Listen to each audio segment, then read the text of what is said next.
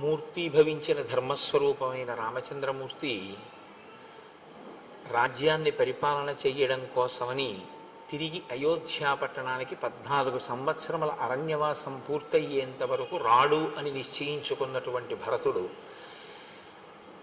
రాజ్యమును రాముని యందే న్యాసము చేసి రామచంద్రమూర్తి ప్రతినిధిగా రాజ్యం చెయ్యడానికి అంగీకరించి రామచంద్రమూర్తి యొక్క పాదుకలను వశిష్ఠ మహర్షి ప్రేరేపణ చెయ్యగా ఆ ప్రేరణ చెయ్యగా శిరసున దాల్చి అయోధ్య పట్టణానికి వెళ్ళి నందిగ్రామాన్ని చేరి సింహాసనంలో పాదుకలుంచి రాజ్య పరిపాలనకి సంబంధించిన ప్రతి విషయాన్ని పాదుకలకు నివేదిస్తూ నేను పాదుకలకు కాదు నివేదిస్తున్నది రామచంద్రమూర్తికే నివేదించి ఆయన ఆజ్ఞ ప్రకారం పరిపాలన చేస్తున్నానేటటువంటి భావనతో భరతుడు రామరాజ్యాన్ని చేస్తున్నటువంటి సందర్భం దగ్గర నిన్నటి ఉపన్యాసాన్ని పూర్తి చేసి ఉన్నాం. మీరు కొంచెం జాగ్రత్తగా శ్రీరామాయణాన్ని గమనిస్తే రామాయణాన్ని శాసించేటటువంటి వ్యక్తులు వెనక నుంచి శాసించిన వారందరూ కూడా ఋషులే. యథార్థానికి రామచంద్రమూర్తి జననాన్ని శాసనం చేసినటువంటి వారు వశిష్ఠ ఋష్యశృంగాదులు, జన్మించిన తరువాత సీతారాముల యొక్క కళ్యాణాన్ని శాసించిన వారు విశ్వామిత్ర మహర్షి. తదనంతరం రాముడు ఎక్కడ ఉండాలి అన్నది నిర్ణయం చేసినటువంటి వారు భరద్వాజ మహర్షి. అసలు భరతుణ్ణి అక్కడికి పంపించచ్చా, భరతుని యొక్క శీల వైభవం ఎటువంటిది అన్నది లోకానికి ప్రకాశింపచేసినటువంటి వారు భరద్వాజ మహర్షి. ఆయన కదలికలన్నీ కూడా ఋషులతోటి ముడిపడి ఉంటాయి. ఎప్పుడూ కూడా జీవితం మహాత్ములతోటి ముడిపడి ఉండడం, వారికి విధేయుడై తాను ప్రవర్తించడం అభ్యున్నతికి హేతువుగా ఉంటుంది. మీరు మిగిలిన వాళ్ళు ఎంతమందితో కలిసి ఉండండి, అది ఒక ఎత్తు. కలిసి ఉండవద్దు అని మీరు సమాజంలో చెప్పలేరు. ఎందుచేతనంటే ఒక మనిషి సమాజంలో ఉన్నాడు అంటే మంచి చెడు రెండిటికి మధ్యన కూడా ఆయన ప్రతిరోజు స్పందించవలసినటువంటి అవసరం ఉంటుంది. నేను కేవలం మంచి వాళ్ళతో ఉంటానన్నా కుదరదు, కేవలం చెడ్డవాళ్లతో ఉండడము కుదరదు. ఎవరితో నువ్వున్నా నీలోని మంచిని నువ్వు నిలబెట్టుకొని నువ్వు లోకానికి ఉపకారం చేసేటటువంటి గుణములతో ప్రకాశించి నీ వలన ఇంకొకరికి ఇబ్బంది రాని పరిస్థితి ఉండాలి అంటే నీ లోపల కొంతమంది ఉండాలి. బయట నువ్వు ఎవరితో తిరిగి ఇబ్బంది లేదు, నీ లోపల మాత్రం ఉండాలి. నీ లోపల ఉండవలసినటువంటి వారు ఋషులు లేదా ఋషితుల్యులు. ఋషితుల్యమైనటువంటి జీవితాన్ని సమాజంలో కొంతమంది పెద్దలు గడుపుతారు. పైకి వారు కూడా మనలా సంసారంలో ఉన్నట్లుగానే ఉంటారు. అగస్త్యుడు సంసారంతో ఉన్నట్టు ఉంటాడు, భరద్వాజుడు సంసారంతో ఉన్నట్టు ఉంటాడు, అత్రి మహర్షి సంసారంతో ఉన్నట్టు ఉంటారు. కానీ వారే ఋషులు, వారే నిర్ణయం చేశారు రాముడి కదలికలు. మీరు కూడా అటువంటి ఋషిని మీ హృదయంలో ఉంచుకోవలసి ఉంటుంది. మీ యొక్క కదలికలు జీవితంలో ప్రస్థానమంతా కూడా ఆయన చేత నిర్ణయింపబడి ఉండాలి. యథార్థానికి గురువుగారి అనుగ్రహం పొందడం అన్న మాటకు అర్థం ఏమిటో తెలుసా అండి? ఇందుకు మీరు సిద్ధపడి ఉన్నారా అని గురువు చూస్తారు.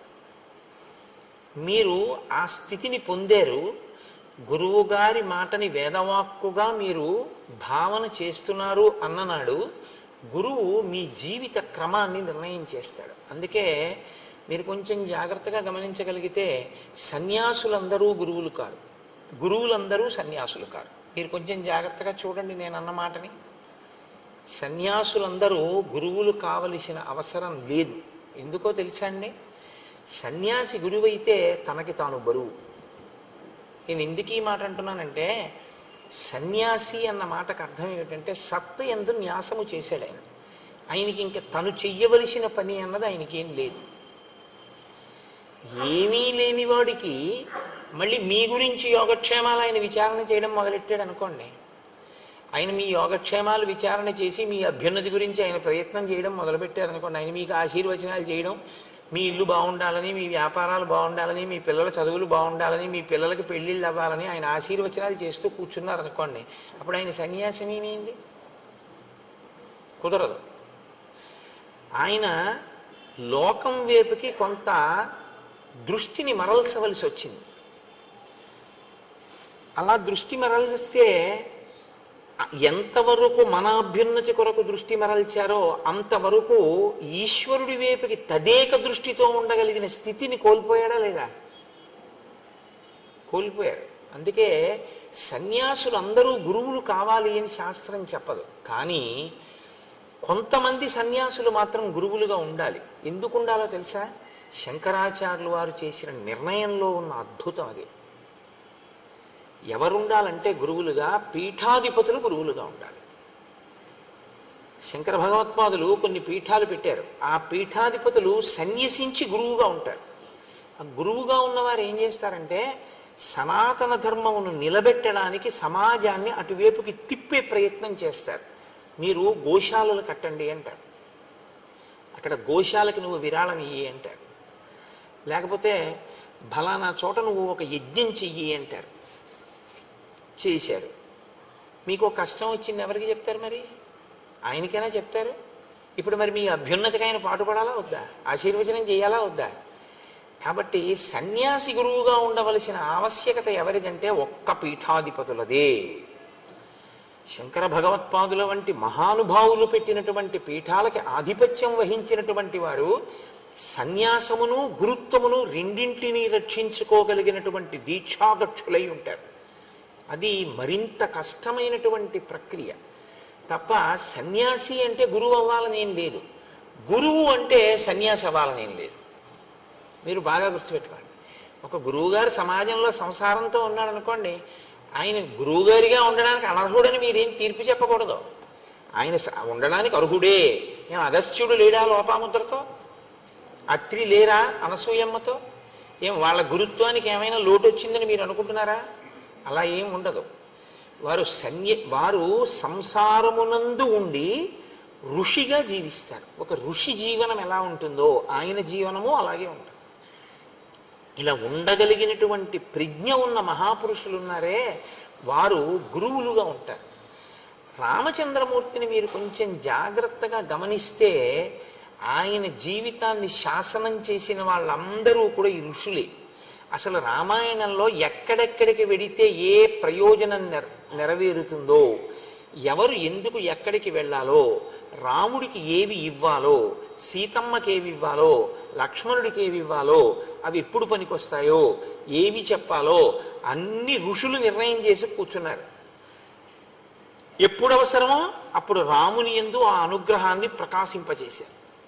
అవసరమైంది యుద్ధకాండలో ఆదిత్య హృదయాన్ని వెళ్ళి ఉపదేశం చేశారు అగస్త్య మహర్షి. అవసరమైంది అగస్త్య మహర్షి ఆయనకి కావలసినటువంటి ఆయుధాలని ఇప్పించారు. అవసరమైంది భరద్వాజ మహర్షి చిత్రకూటంలో ఉండవలసిన అవసరాన్ని చెప్పారు. ఇలా మీరు కొంచెం జాగ్రత్తగా గమనిస్తే ఋషులతో రామునికి ఉండేటటువంటి అనుబంధం మీకు బాగా ద్యోతకమవుతుంది. నేను అందుకే మీతో తరచూ ప్రస్తావన చేస్తూ ఉంటాను. శ్రీరామాయణాన్ని జరిగిపోయిన కథ అని మీరు చూడకండి. రాముడు ఎవరితో అనుబంధం పెట్టుకుంటూ ఉంటాడు, ఎవరితో మాట్లాడుతుంటాడు. ఎవరు లేకపోతే రాముడు ఉండలేడు, ఎవరు లేకపోయినా రాముడు ఉండగలడు. మిమ్మల్ని చూడమని చెప్తా.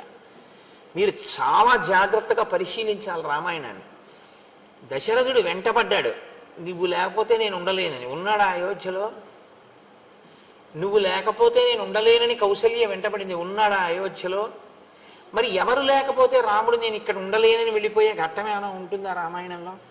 ఎక్కడైనా వీళ్ళు లేరండి అందుకని నేను ఇక్కడ ఉండలేకపోతున్నానండి, నేను ఇక్కడి నుంచి వెళ్ళిపోతానండి అని రాముడు వెళ్ళిపోయినది ఏదైనా ఉందా? అలా వెళ్ళిపోతే రాముడు ఎప్పుడు లక్ష్మణుడు రాముడిని ఎలా సేవిస్తాడో రాముడు కూడా ఎవరిని చూడకుండా ఉండలేడో వాళ్ళ దగ్గర ఉంటాడని గుర్తు. రాముడు ఎవరిని సేవిస్తున్నాడని మీరు రామాయణంలో పట్టుకుంటారో మీరు కూడా మీ జీవితంలో అలా సేవిస్తూ ఉండాలి. సేవించడం అంటే ఒక మాట గుర్తుపెట్టుకోండి, ఎప్పుడూ శారీరకంగా దగ్గర ఉండడం కాదు, గురువుని మీ మనసులో పెట్టుకోవడం, గురువాక్యాన్ని మీ మనసులో పెట్టుకుని ఉండడం. ఎప్పుడు ఏది చేసినా మనం త్రికరణ శుద్ధిగా గురువైభవానికి మనం దోహదం చేస్తున్నామా, ఆయన మాటని అనుష్ఠాన పర్యంతంలోకి తీసుకొస్తున్నామా, ఇది మీకు మీరు పరిశీలన చేసుకోవలసినటువంటి విషయం. దానికి ఎవ్వరూ న్యాయమూర్తులు ఉండరు, ఉండే అవకాశం ఉండదు కూడా. ఒకవేళ అలా పరిశీలించి చూసి పట్టుకున్నా, పట్టుకోవాలనుకుంటే అది పెద్ద విశేషం ఏం కాదు, పట్టుకుంటారు పెద్దలు. పట్టుకున్నా వారు దాని మీద తీర్పు కూర్చోరు. ఎందుకు కూర్చోరో తెలుసా అండి? వాళ్ళ పుణ్యం పోతుంది. ఆయనకెందుకు? నువ్వు అలా ఉన్నావా లేదా నీ వంతు. ఆయన బాధ్యత ఏమిటి? ఒక మాట చెప్పాడు వినలేదు, రెండో మాట చెప్తాడు. రెండో మాట చెప్పాడు వినలేదు, మూడో మాట చెప్తాడు. మూడో మాట చెప్పాడు వినలేదు, నాలుగో మాట చెప్తాడు. నాలుగో మాట చెప్పాడు వినలేదు, ఐదో మాట చెప్తాడు.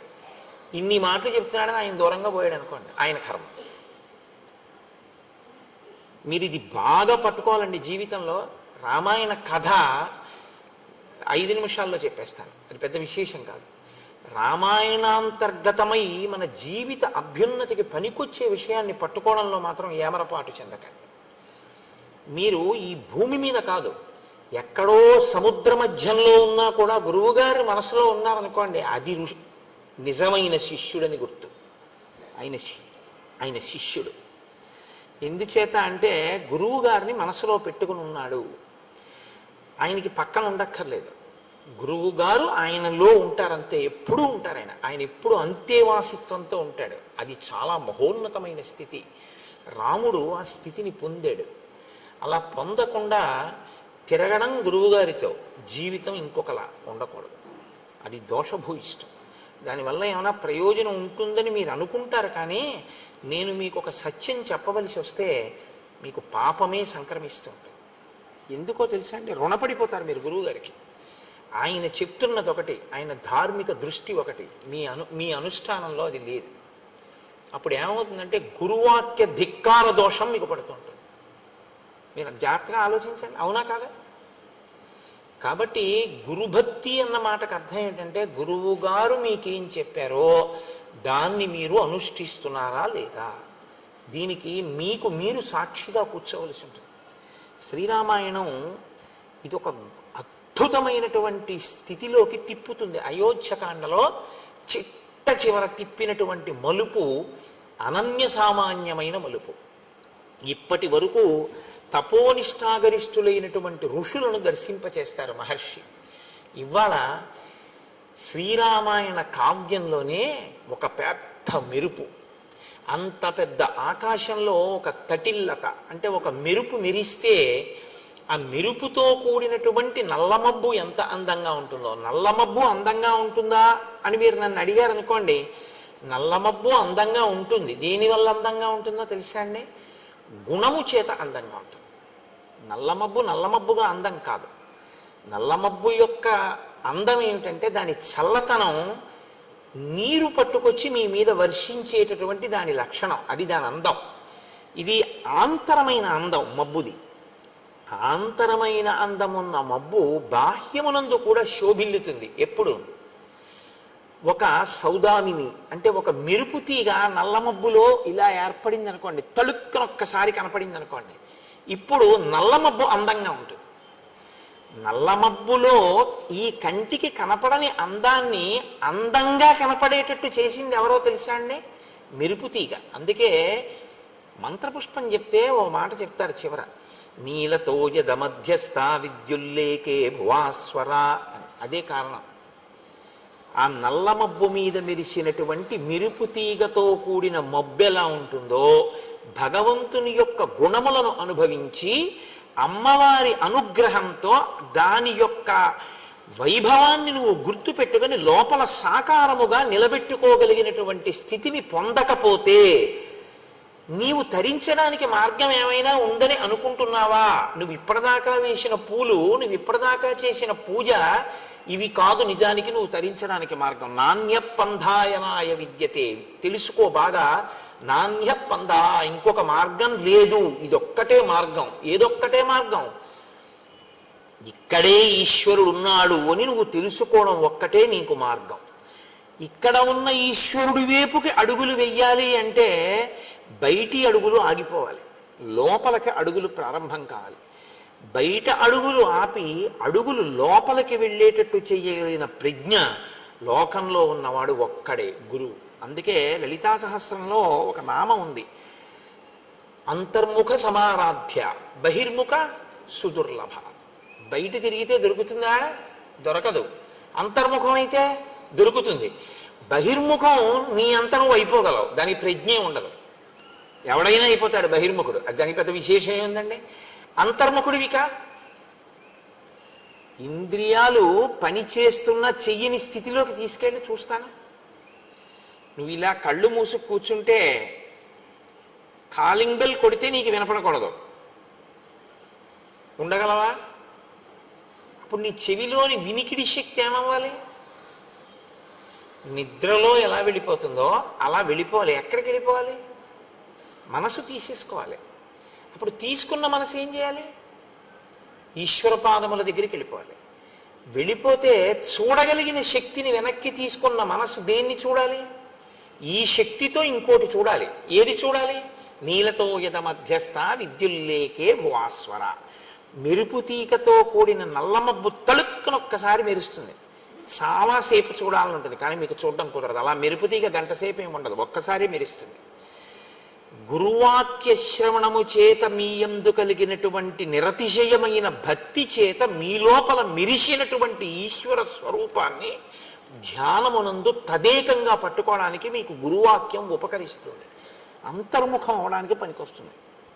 యథార్థానికి ఈ వెనక్కి అడుగులు ఎవరు వేశాడో వాడే తరిస్తున్నాడు.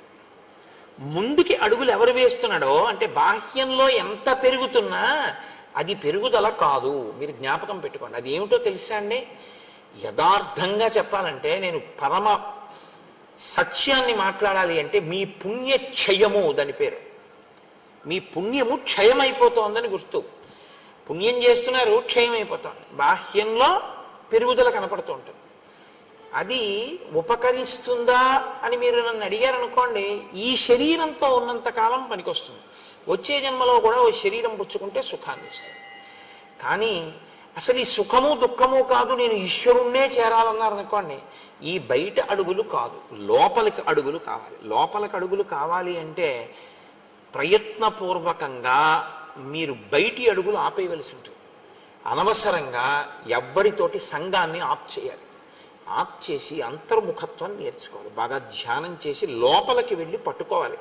రామచంద్రమూర్తి యొక్క అనుగ్రహం అంతా అంతే. అది రామాయణ కాలంలో బాగా ప్రకాశిస్తుంది. శ్రీరామాయణ శ్రవణం చేసేటప్పుడు, శ్రీరామాయణ పఠనం చేసేటప్పుడు రామానుగ్రహంతో మీకు ఆ శక్తి పరిఢవిల్లుతుంది, తొందరగా ధ్యాననిష్ట కుదురుతుంది. అందుకని మీరు ఆ కోణంలో రామాయణాన్ని పరిశీలనం చెయ్యండి. ఆ మెరుపు తీగ ఎలా ఉంటుందో ఇవాళ శ్రీరామాయణంలో అటువంటి మెరుపు తీగ ఒకరు వస్తారు. ఆ మెరుపు తీగ ఎవరో, పురుషులు తపస్సు చేయడం, ఋషులు కావడం, భరద్వాజుని వంటి వారు దేవతల్ని కూడా పిలిచి పని చేయించుకోవడం మనం చూసాం. ఒక స్త్రీ ఎంత స్థితికి ఎదిగిందో, త్రిమూర్తుల్ని తన బిడ్డలుగా ఎలా చేయగలిగిందో ఇవాళ మీరు చూస్తారు. అటువంటి మహోత్కృష్టమైనటువంటి ఘట్టాన్ని అయోధ్యకాండ చివరికి తీసుకొచ్చి అక్కడ చెప్పని రహస్యంతో ఇక్కడ సీతారామ కళ్యాణాన్ని సీతమ్మ నోటితో చేయించి పూర్తి చేస్తారు మహర్షి ఇవాళ. అంటే నేను ఇవాళ ఎందుకు చెప్తున్నానంటే, మీరు కథనంతటినీ ఈ కోణంలో వినవలసి ఉంటుంది తప్పించి కేవలం జరిగిపోయిన కథ అని వినవద్దు. ఇప్పుడు భరతుడు వెళ్ళిపోయాడు, శత్రుఘ్నుడు వెళ్ళిపోయాడు, సైన్యం అంతా వెళ్ళిపోయింది, ఋషులు ఆ వచ్చిన వశిష్ఠాది ఋషులు వెళ్ళిపోయారు, తల్లులు వెళ్ళిపోయారు. రాముడు సీతాలక్ష్మణ సహితుడై ఉండిపోయాడు. పూర్వం ఎలా ఉన్నాడో ఇప్పుడు అలాగే ఉన్నాడు. అంటే అంతకు ముందు సీతారామ లక్ష్మణులు ఉన్నారు, ఇప్పుడు సీతారామ లక్ష్మణులు ఉన్నారు. సీతారామ లక్ష్మణులు చిత్రకూటానికి వచ్చినప్పుడు సంతోషంగా ఉన్నారు, రాజ్యం పోయిందని బాధ లేదు. మధ్యలో వీళ్ళందరూ వచ్చి కనపడ్డారు, వెళ్ళిపోయారు, రాముడు సంతోషంగానే ఉన్నాడు. వాళ్ళు వచ్చి వెళ్ళారని రాముడికి ఏం బాధ లేదు, రాజ్యమే వద్దన్నాడు. ఆ బాధ ఉంటే ఎప్పుడో వెళ్ళిపోయి ఉండేవాడు. కానీ ఒక గమ్మత్తు జరిగింది అన్నారు మహర్షి. ఏం జరిగింది అంటే, ఆ చిత్రకూట పర్వతం మీద ఉండేటటువంటి ఋషులు రాముణ్ణి చూసినప్పుడల్లా నోటితో మాట్లాడుకోవడం మానేసి 15 మంది 20 మంది అలా గుంపులు గుంపుల కింద చేరి ఇలా కళ్ళతోటే చూపించేవారట. ఇలా చూపించి అని ఏదో మాట్లాడుకునేవారు. ఎంత గమ్మత్తుగా మాట్లాడతారంటే మహర్షి, వాళ్ళు నోటితో మాట్లాడుకోలేదు, కనుసైగలే చేశారు. మాట మాట్లాడితే ఒక సావకాశం ఉంటుందండి. ఏమిటవుతుందంటే, మీరు అసలు ఏమనుకుంటున్నారో నాకు అర్థమైపోతుంది. మీరు నాకు అర్థం కాకుండా, అర్థం ఎప్పుడవుతుందంటే రెండు కోణాల్లోనూ అనుమానం వస్తుంది. ఎప్పుడు నేను ఇలా వచ్చి ఇక్కడ నించున్నాను అనుకోండి గురు ప్రార్థనకి, మీ అందరూ అన్నారనుకోండి, అదేంటి అందరూ అలా అంటున్నారేంటి, ఏమైంది, ఎందుకు అలా నన్ను చూపించి అలా భ్రుకుటి ముడేస్తున్నారు అందరూ, నేనేమైనా దోషం చేశానా, లేకపోతే ఎవరికన్నా ఈయనే కోటేశ్వరరావు గారు అని ఏమైనా చెప్తున్నారా, అనుమానం వస్తుందా రాదా? అనుమానం వచ్చినప్పుడు మీరు ఒకటి గుర్తుపెట్టుకోండి, నా అంత నేను నిర్ణయం తీసుకోవడం ఒక లక్షణం, నేను అడగడం ఒక లక్షణం. నేను 2-3 పర్యాయాలు చూసి వీళ్ళు నన్ను ఏదో వెటకారం ఆడుతున్నారు, నన్ను చిన్నతనం చేసి వీడే తగుదనమ్మా అని వచ్చి ఇక్కడ రామాయణం చెప్తున్నాడు, ఏదో పెద్ద తెలుసుని అనుకుంటున్నాడు అని నా వంకి ఇలా చూపిస్తున్నారు అని నేను అనుకున్నాను అనుకోండి, నాకు మీ పట్ల భిన్నాభిప్రాయం ఏర్పడుతుంది. దానికి వ్యతిరేకంగా ఈయనే రామాయణం చెప్తున్నాడు, ఎంత బాగా చెప్తున్నాడు అనుకుంటున్నారు వాళ్ళు అని నేను అనుకున్నాను అనుకోండి, అహంకారం వస్తుంది కదా. రెండూ ప్రమాదమే. ఇప్పుడు నేను ఏ ఇబ్బంది లేకుండా మిమ్మల్ని అడిగాను అనుకోండి, ఏమమ్మా ఎందుకు ఇలా అంటున్నారు, ఏమైనా ఇబ్బంది కలిగిందా తల్లి నా వల్ల అని అడిగాను అనుకోండి, అప్పుడు మీరు ఏదో ఒక విషయాన్ని నాకు చెప్పారనుకోండి, మన మధ్య అవగాహన కుదురుతుంది. అంటే విషయాన్ని తెలుసుకోకుండా నిర్ణయానికి వద్దామనుకుంటే అడగక్కర్లేదు, వాళ్ళని నేను అడగడం ఏమిటనుకోవాలి. అలా కాదు, వాళ్ళకి తెలియకపోవచ్చు, మనం కనుక్కుందాం అన్న ఔదార్యం ఉంటే కనుక్కోవాలి. ఇప్పుడు ఇందులో నేను అందుకే మీతో మనవి చేసింది, రామాయణం పైకి కనపడినట్టు ఉండదు, రాముని యొక్క శీలాన్ని చూపిస్తుంటుంది. నువ్వు కూడా ఇలా ఉండాలి జీవితంలో, ఎందుకంటే ఏదో ఒకనాడు మిమ్మల్ని చూపించి అనేది కనపడుతుంది. మీరు కంగారు పడిపోకూడదు, మీకు అయోధ్యకాండ జ్ఞాపకానికి రావాలి. కాబట్టి చూడండి, నైనైర్భృకుటీభిశ్చ రామం నిర్దిశ్య శంకితాః అన్యోన్యముపజల్పంతః శనీశ్చక్రు మిథ కథాః. అక్కడ ఉన్న మునులందరూ రాముణ్ణి కన్నులతోటి, భృకుటీభిశ్చ కనుబొమలతోటి, అంటే అని కనుబొమలు ఎత్తి చూపిస్తున్నారు అని కళ్ళతో చూపిస్తున్నారు. రాముడు చూశాడు, ఒకసారి కాదు 2 సార్లు కాదు, తను వెడుతున్నప్పుడు తను వస్తున్నప్పుడు గుంపులు గుంపులుగా ఇలాగే మాట్లాడుకుంటున్నారు, నోటితో కాదు కనుసైగలతో. వీళ్ళని ఒక్కొక్కళ్ళని అడగడం కన్నా వీళ్ళందరికీ కులపతి ఒకరు ఉంటారు. కులపతి అన్నమాట రామాయణంలోదే. కులపతి అంటే 1000 మంది శిష్యులు ఉన్నవాడు, 100 శిష్యులు ఉన్నవాడు ఎక్కడికైనా వచ్చాడు అంటే చాలా గొప్ప విషయం అది. అటువంటి ఆయన్ని చాలా బహుధా జాగ్రత్తగా చూడాలి. అంటే జీవితంలో 100 మంది తనని అనువర్తించేట్టుగా, వాళ్ళ మనసు మారేటట్టుగా మాట్లాడగలిగినటువంటి వాగ్వైభవము తపస్సు చేత సాధించుకున్నవాడు. వాక్కుకి శక్తి మామూలుగా వస్తుందని మీరు అనుకోకండి, కేవల తపస్సు చేతనే వాక్కు అగ్నిహోత్రం అవుతుంది. అటువంటి వారి మాటలే ఎదుటివారి హృదయం మీద పనిచేస్తాయి.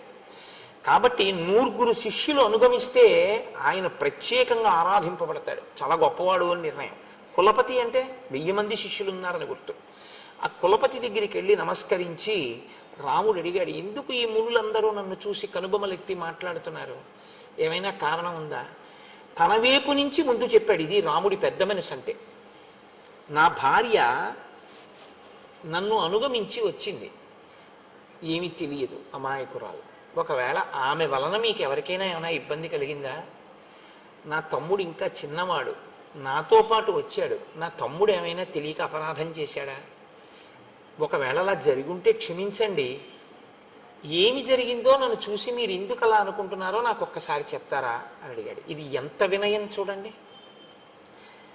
రాముణ్ణి అనుసరించిన వారి యొక్క నడవడి అలా ఉంటుంది. అంటే ఇంకా వినయానికి హద్దుండదు. ఆ వినయం అంత గొప్పగా ఉంటుంది పెద్దల దగ్గర ప్రవర్తించేటప్పుడు. ఆయన అన్నారు, ఏమీ లేదు నాయన, ధర్మాత్మురాలు సీతమ్మ వల్ల మాకు అపచారమా, అసలు ఆ మాట ఊహకే అందదు అన్నారు. లక్ష్మణస్వామి అటువంటి వాడు కాడు. మరి మేమెందుకు ఇలా అనుకుంటున్నామంటావా? నీకు చెప్తాను చూడు. రావణావరజక్కశ్చిత్ ఖరో నామీహ రాక్షస ఉత్పాట్య తాపసాన్ సర్వాన్ జనస్థాన నికేతనాన్. రావణాసురుని యొక్క సోదరుని వరస కలిగినటువంటి ఖరుడనేటటువంటి రాక్షసుడు ఉన్నాడు. ఆయన ఇక్కడికి దగ్గరలోనే ఉన్నాడు. ఆయన తాపసులను వేధించడమే లక్షణంగా కలిగినటువంటి వాడు. దృష్టశ్చ జితకాశీచ నృశంస పురుషాదక అవలిప్తశ్చ పాపశ్చ త్వాంచ తాత నమృష్యతే. ఆయన దృష్టశ్చ, పొగరుబోతువాడు, చాలా విశేషమైన పొగరు. కాబట్టి యువతల వాళ్ళని లక్ష్య పెడదామని ఉండదు. పొగరు అనేటటువంటిది ఎలా ఉంటుందంటే దానికి ఒక ప్రయోజనం ఉండదు. మీరు గుర్తుపెట్టుకోండి, పొగరు అనేటటువంటిది ఏమిటో తెలుసా అండి? ప్రతి చిన్న విషయంలో తను గొప్పవాణ్ణి అనుకుని సంతోషపడిపోతుంటాడు. దానికి పొగరని పేరు. పొగరంటే నేను ఇంకా బాగా మీకు అర్థమయ్యేట్టు చెప్పాలంటే, కారు ఇలా తిరగాలి సందులోకి, అతను సైకిల్ అడ్డంగా పెట్టుకుని నించున్నాడు, కారు తిరుగుతోంది. ఏం చేయాలి? అతను సైకిల్ పక్కకి తీసేయాలి. నేను తీయడం ఏంటి? నేను ఎందుకు తీయాలి? ఎందుకు తీయాలి ఏంటి? తీయాలి, కారు తిరుగుతోంది కాబట్టి నువ్వు తీయాలి, లేకపోతే రెండు గుద్దుకుంటాయి కాబట్టి. కారు పెద్దది, సైకిల్ చిన్నది, కారు తిరగాలంటే సైకిల్ తీయాలి. ఇలా నువ్వు అనుకుంటే తీసేయచ్చు. నే తీయడం ఏమిటి? దానికి ఏమన్నా అర్థం ఉందా? ఆ కారు ఎవరో, ఆ కారులో ఉన్నవాడు ఎవరో నీకేం తెలియదు, నువ్వెవరో ఆయనకి తెలియదు. వెళ్ళవలసింది కారు, తీయవలసింది సైకిల్. కారుని తీసేయడం కుదరదు, ఎందుకంటే అది పెద్దది, తిరుగుతోంది, తిరగాలి, దాని ధర్మం. నువ్వు నించున్నావు, పక్కకి పెడితే వెళ్ళడు. ఒకవేళ మీరు ఏమయ్యా అలా నించోకపోతే కొంచెం పక్కకి తీయచ్చు కదా అన్నారు అనుకోండి, నువ్వు వెళ్ళొచ్చుగా అలా అంటాడు. దానికి పొగరని పేరు. అంటే మీరు ఇక మాట్లాడకూడదు, పోన్లేండి క్షమించండి అని. అలా దాన్ని మీరు వాదించకూడదు అలాంటి వాళ్ళతో. ఎందుకో తెలుసా అండి? ఎప్పుడూ మానసికంగా తను గొప్పవాణ్ణి అనుకోవాలనేటటువంటి ప్రయత్నంతో ఉంటాడు. అది తనంత తాను మార్చుకోవాలి. రామాయణం నేర్పుతుంది మనకు. వాడు రాక్షసుడు, వాడికి బాధ పెట్టడమే. కాబట్టి ఇప్పుడు మీరు కారులోంచి దిగి కానీ అద్దం దింపి కానీ మీరు ఏమయ్యా పక్కకు పెట్టచ్చుగా సైకిలు అని మీరు అన్నారు అనుకోండి, వాడు ఏమంటాడంటే, అలా వెళ్ళలేవా, నువ్వు అంటున్నావేంటి అంటాడు. మాట పెరిగి దాని గురించి నేను ఎందుకు చెప్పడం. కాబట్టి అది పొగరు, అది ఉండకూడదు జీవితంలో. అది చాలా దోషభూయిష్టం అండి. అది దానికి అసలు అర్థమేమి ఉండదు. ఇంకా పరిచయం లేకుండా కూడా ఎంత పొగరుగా ఉంటారో నేను చెప్పలేను. చాలామందిని చూస్తుంటాం. అది దిద్దబడాలి. నేను అందుకే చెప్తుంటాను, రామాయణం పెద్దలతో పాటు పిల్లలు కూడా వినాలి. అవగుణములు పోతాయి, వాళ్ళు సంతోషంగా ఉంటారు, సమాజం సంతోషంగా ఉంటుంది. అంటే ముని ఎలా చెప్తున్నారో చూడండి. మునికి దోషం పట్టుకునే లక్షణం ఉండదు, కానీ అవతల వాడి గురించి ఒక నిష్పాక్షికమైన మాట. దృష్టశ్చ జితకాశీంచ. వాడికి పని ఏమిటంటే పొగరు ఎక్కడుందో అక్కడ నిష్కారణ యుద్ధాన్నది ఆహ్వానిస్తుంది. దానికి ఏం కారణం లేకుండా వాడు గొడవకు వస్తాడు. గొడవకు వచ్చేది వాడు ఎందుకంటే ఎప్పుడు వాడు గెలవాలని. కాబట్టి మీరు ఏ మాట అంటే చిన్నబుచ్చుకుని మనకెందుకు వీడితో వెళ్ళిపోతారో అలా వాడు మెట్లు ఎక్కేస్తాడు. మీరు అలా ఎక్కలేరు కాబట్టి చిన్నబుచ్చుకుని వెళ్ళిపోతారు. అదే వాడి గెలుపు. ఎన్ని మాటలు గెలిచాడో అన్ని మాటలు ఉండకూడని రీతిలో ప్రవర్తిస్తూ ఉంటాడు. జితకాశీచ నృశంస, క్రూరుడు. క్రూరుడంటే అవతల వారి బాధ తనకి సంతోష హేతువుగా బతికేటటువంటి వాడు. పురుషాదక, మనుష్యుల్ని తింటూ ఉంటాడు. వాడికి అదొక లక్షణం. అవలిప్తశ్చ, విపరీతమైనటువంటి గర్వం. ఇవన్నీ మనసులో పెట్టుకొని నా అంతవాణ్ణి నేను అనుకుంటూ ఉంటాడు ఎప్పుడు. పాపశ్చ, పాపశ్చ అంటే వాడు ఈశ్వరుడి వైపుకి అడుగులు వెయ్యకుండా వీడు చేసిన ఈ పనులే వాడికి ప్రతిబంధకంగా వస్తాయి. ఇది ఎక్కువైతే ఏమవుతుందో తెలుసా అండి? రామాయణంలో మీరు అది పట్టుకోవాలి. పాపం పెరుగుతూ ఉంటే మీరు భగవంతుడి వైపుకి వెళ్ళి మనసు మార్చుకున్నారా, పాపం తరిగి ఈశ్వరుడి వైపుకి ఎడతారు. మీరు ఈశ్వరుడి వైపు అడుగులు వేయకుండా పాపాన్ని పెంచుకున్నారా, ఈశ్వరుడి చేతిలో నిహతులవుతారు. అప్పుడు ఏం చేయాలంటే ఈశ్వరుడికి ఇంకొక మార్గం ఉండదు, కాబట్టి పడగొట్టేస్తాడు ఆయన. వీడు మారట్లేదు, నేనేం చేయను, ఇంక ఈ ఉపాధి ఇచ్చినందుకు చేస్తున్నాడు ఈ అల్లరి, కాబట్టి ఉపాధి తీసేయాలి. ఇప్పుడు మీరు పిల్లాడిని ఆడుకోరా అని చెప్పి ఏదో చిన్న ధనస్సు, ప్లాస్టిక్ ధనస్సు ఇచ్చారండి. వాడు అది పెట్టి అందరినీ కొడుతున్నాడు. ఇంటికి ఎవరో పెద్ద మనుషులు వచ్చారు. మీరు సంతోషంగా అయ్యా మంచినీళ్ళు తాగుతారా అని లోపలికి వెళ్ళారు. వచ్చిన ఆయన వేదం చదువుకున్న ఘనాపాఠి. ఇంటికి వచ్చారు, మీరు లోపలికి వెళ్ళారు. ఆయన ఏదో కళ్ళు మూసుకుని మంత్రం చేసుకుంటున్నారు. వీడు వచ్చి ఆ ధనస్సు తిరగేసి ఆ ప్లాస్టిక్ ధనస్సు పెట్టి ఆయన కొట్టాడు తొడ మీద. ఆయన ఘనాపాఠి, ఆయన వేదం చదువుకున్నవాడు, ఆయనకి తెలుసు. ఆయన నవ్వేసి తప్పు నాన్న, అలా కొట్టకూడదు అన్నాడు. మీరు చూసారు, ఏం చేస్తారు ఇప్పుడు? కొట్టకని బోధ చేస్తారా, ముందు ఆ ధనస్సు లాగేస్తారా? చెప్పండి నాకు. తీసేస్తారు ముందు పిల్లాడి చేతిలోంచి. ఈశ్వరుడు కూడా అంతే. ఇది వీడికి ఇచ్చాను కాబట్టి వీడు ఇలా బాధ పెట్టేస్తున్నాడు, కాబట్టి తీసేస్తాను, ఇంకా తప్పదని తీసేస్తాడు. అదే పాపమును తీయడానికి ఈశ్వరుడు రావడం అన్న మాటకు అర్థం అది. నువ్వు పెంచుకుంటూ పోతే నిన్ను తీసేయడం వినా మార్గం లేని స్థితి వస్తుంది. నువ్వు ఏదైనా అడ్డు పెట్టుకొని విపరీతంగా అహంకరిస్తే దాన్ని తీసేయడం వినా ఈశ్వరుడికి ఇంకో మార్గం లేకుండా పోతుంది. ఇది ఎప్పుడూ చాలా జాగ్రత్తగా జ్ఞాపకం పెట్టుకోవాలి. ఇంకో పెద్ద ధనస్సు, ఇంకో 4 బాణాలు కూడా ఎప్పుడు ఇస్తాడు తండ్రి గారు? తాతగారండి ఇంటికి ఎవరో పెద్దలు వచ్చారు, బాణం అక్కడ పెట్టేసి ఆయన కాళ్ళకి దండం పెట్టాను తాతగారండి అన్నాడు అనుకోండి, మనవాడు ఏది అడిగినా కొనిస్తాడు తాతగారు. ఇంకో తుపాకీ కూడా బొమ్మ కూడా కొనిచ్చిస్తాడు. ఎందుకని? ఇంటికి గణపతి గారు వస్తే కొట్టడు, వాడు దండం పెడతాడు. వాడికి తెలుసు, యుక్తాయుక్త విచక్షణ తెలుసు. కాబట్టి ఎవరికి ఇస్తాడు ఈశ్వరుడు? ఎవడు ఈశ్వరుడు చెప్పినట్టు వాడతాడో విభూతిని వాడికి ఇస్తాడు. ఎవడు ఈశ్వరుడు ఇచ్చిన దాన్ని ఈశ్వరుడు చెప్పని దానికి వాడుతున్నాడో వాడికి ఆ విభూతి తీసేస్తాడు. దీన్ని మీరు గుర్తు పెట్టుకోవడమే పాపము అని పేరు. అది అవతల పెరుగుతుంది, పెరగడం అని పడిపోవడానికి. రాముడితో చెప్తున్నాడు ఈ విషయాలు. కాబట్టి కరుడు ఎవరి చేతిలో పడిపోతాడు? రాముడి చేతిలోనే పడిపోతాడు. తర్వాత అరణ్యకాండ వచ్చేస్తోంది, రేపటి నుంచి పడిపోతాడంతే. 14,000 మంది వచ్చినా ఒక్కడే పడగొట్టేస్తాడు. ఈశ్వరుడు ఒక్కడు చాలు పడగొట్టేయడానికి, ఎంతమందినైనా పడగొట్టేస్తాడు ఆయన. ఎందుకంటే ఆయన అఖిలాండ కోటి బ్రహ్మాండ నాయకుడు. ఆయనది చెయ్యగలడన్న భయంతో నువ్వు బతకడం భక్తి అని పేరు. అది లేని విచ్చలవిడితనం ప్రమాదమునకు హేతువై ఉంటుంది. కాబట్టి అవలిప్తశ్చ పాపశ్చ త్వాంచ తాత నమృష్యతే. నాయన, ఈ కారణం చేత మేము ఇక్కడ ఉండకుండా బయలుదేరాలి అనుకుంటున్నాం. తర్వాత అతను నీ ఉనికిని సహించలేకపోతున్నాడు. ఎందుకో తెలుసా? నీవు క్షత్రియుడవు, నువ్వు కావాలి అని ఇంతమంది వచ్చి రాజ్యపాలన చేయమని అడుగుతున్నారు. నీకు శస్త్రాస్త్రములు తెలుసు, నువ్వు చేతిలో ఒక గొప్ప కోదండాన్ని, అక్షయబాణ తూణీరాల్ని, కవచాన్ని కట్టుకు తిరుగుతున్నావు. నీవు అతనితో యుద్ధం చేస్తావేమో, మాతో కలిసి ఉంటున్నావు కాబట్టి మమ్మల్ని రక్షించి అతన్ని పడగొడతావేమో అని వాడు భయపడుతున్నాడు. ఆ భయపడడం వల్ల ఏం చేస్తున్నాడో తెలుసా? తం యదా ప్రభృతి హ్యస్మిన్ ఆశ్రమే తాతవర్తసే తదా ప్రభృతి రక్షాంసి విప్ర కుర్వంతి తాపసాన్. నీవు ఇక్కడికొచ్చి మేము నీతో అన్యోన్యంగా ఉండి నువ్వు మాతో అన్యోన్యంగా ఉంటే రేపు మనిద్దరికీ శత్రువు అతను కాబట్టి మమ్మల్ని రక్షించడానికి నువ్వు తనని వేధిస్తావని అనవసరంగా మమ్మల్ని ఎక్కువగా వేధిస్తున్నాడు. ఇప్పుడు విచిత్రమైనటువంటి వికృతమైన రూపాలు చూపిస్తున్నాడు. మేము భయపడిపోతున్నాం. హోమం చేసుకుందాం అక్కడ సృక్కులు స్రవాలు పెట్టుకుంటే విసిరేస్తున్నాడు, నెయ్యి పెట్టుకుంటే వంపేస్తున్నాడు, అగ్నిహోత్రాన్ని వేలిస్తే ఆర్పేస్తున్నాడు, తాపసులు అలా వెళ్ళిపోతుంటే పట్టి చంపేసి తినేస్తున్నాడు. పూర్వం వీళ్ళు మన్నేం చేస్తారని ఊరుకునేవాడు. ఇప్పుడు మా యందు క్రోధం అతిశయించింది. దీనికి కారణం నువ్వు ఇక్కడికి రావడమే. అందున ఇప్పుడు నీ వాళ్ళందరూ వచ్చారు కాబట్టి ఇప్పుడు ఉంటాడా? అసలు ఊరుకోడు. మమ్మల్ని అందరినీ ఇలా వరుసగా చంపేస్తున్నాడు. అందుకే నువ్వు ఇక్కడుండు, మేము ఇంకో చోటుకి వెళ్ళిపోతాం. నువ్వు వెళ్ళు, నువ్వు వచ్చాక మాకు ఇబ్బందులు వస్తున్నాయని మేము అనం. ఎందుకో తెలుసా? ఇది మర్యాద అన్నమాట. మనమైతే కోర్టులో కేసులన్నీ ఏమిటంటే ఇది నాది, ముందు నేను వచ్చాననే గొడవలు.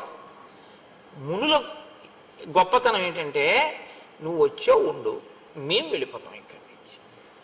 ఇతరుల ప్రశాంతత కోరుకుంటారు తప్ప తమ అధికారాన్ని వాళ్ళు కోరుకోరు. వాళ్ళని మునులు అంటారు. మౌనంగా ఉండి ఎప్పుడూ ఈశ్వర విషయాన్ని మననం చేస్తారు కాబట్టి వాళ్ళకి ముని అని పేరు.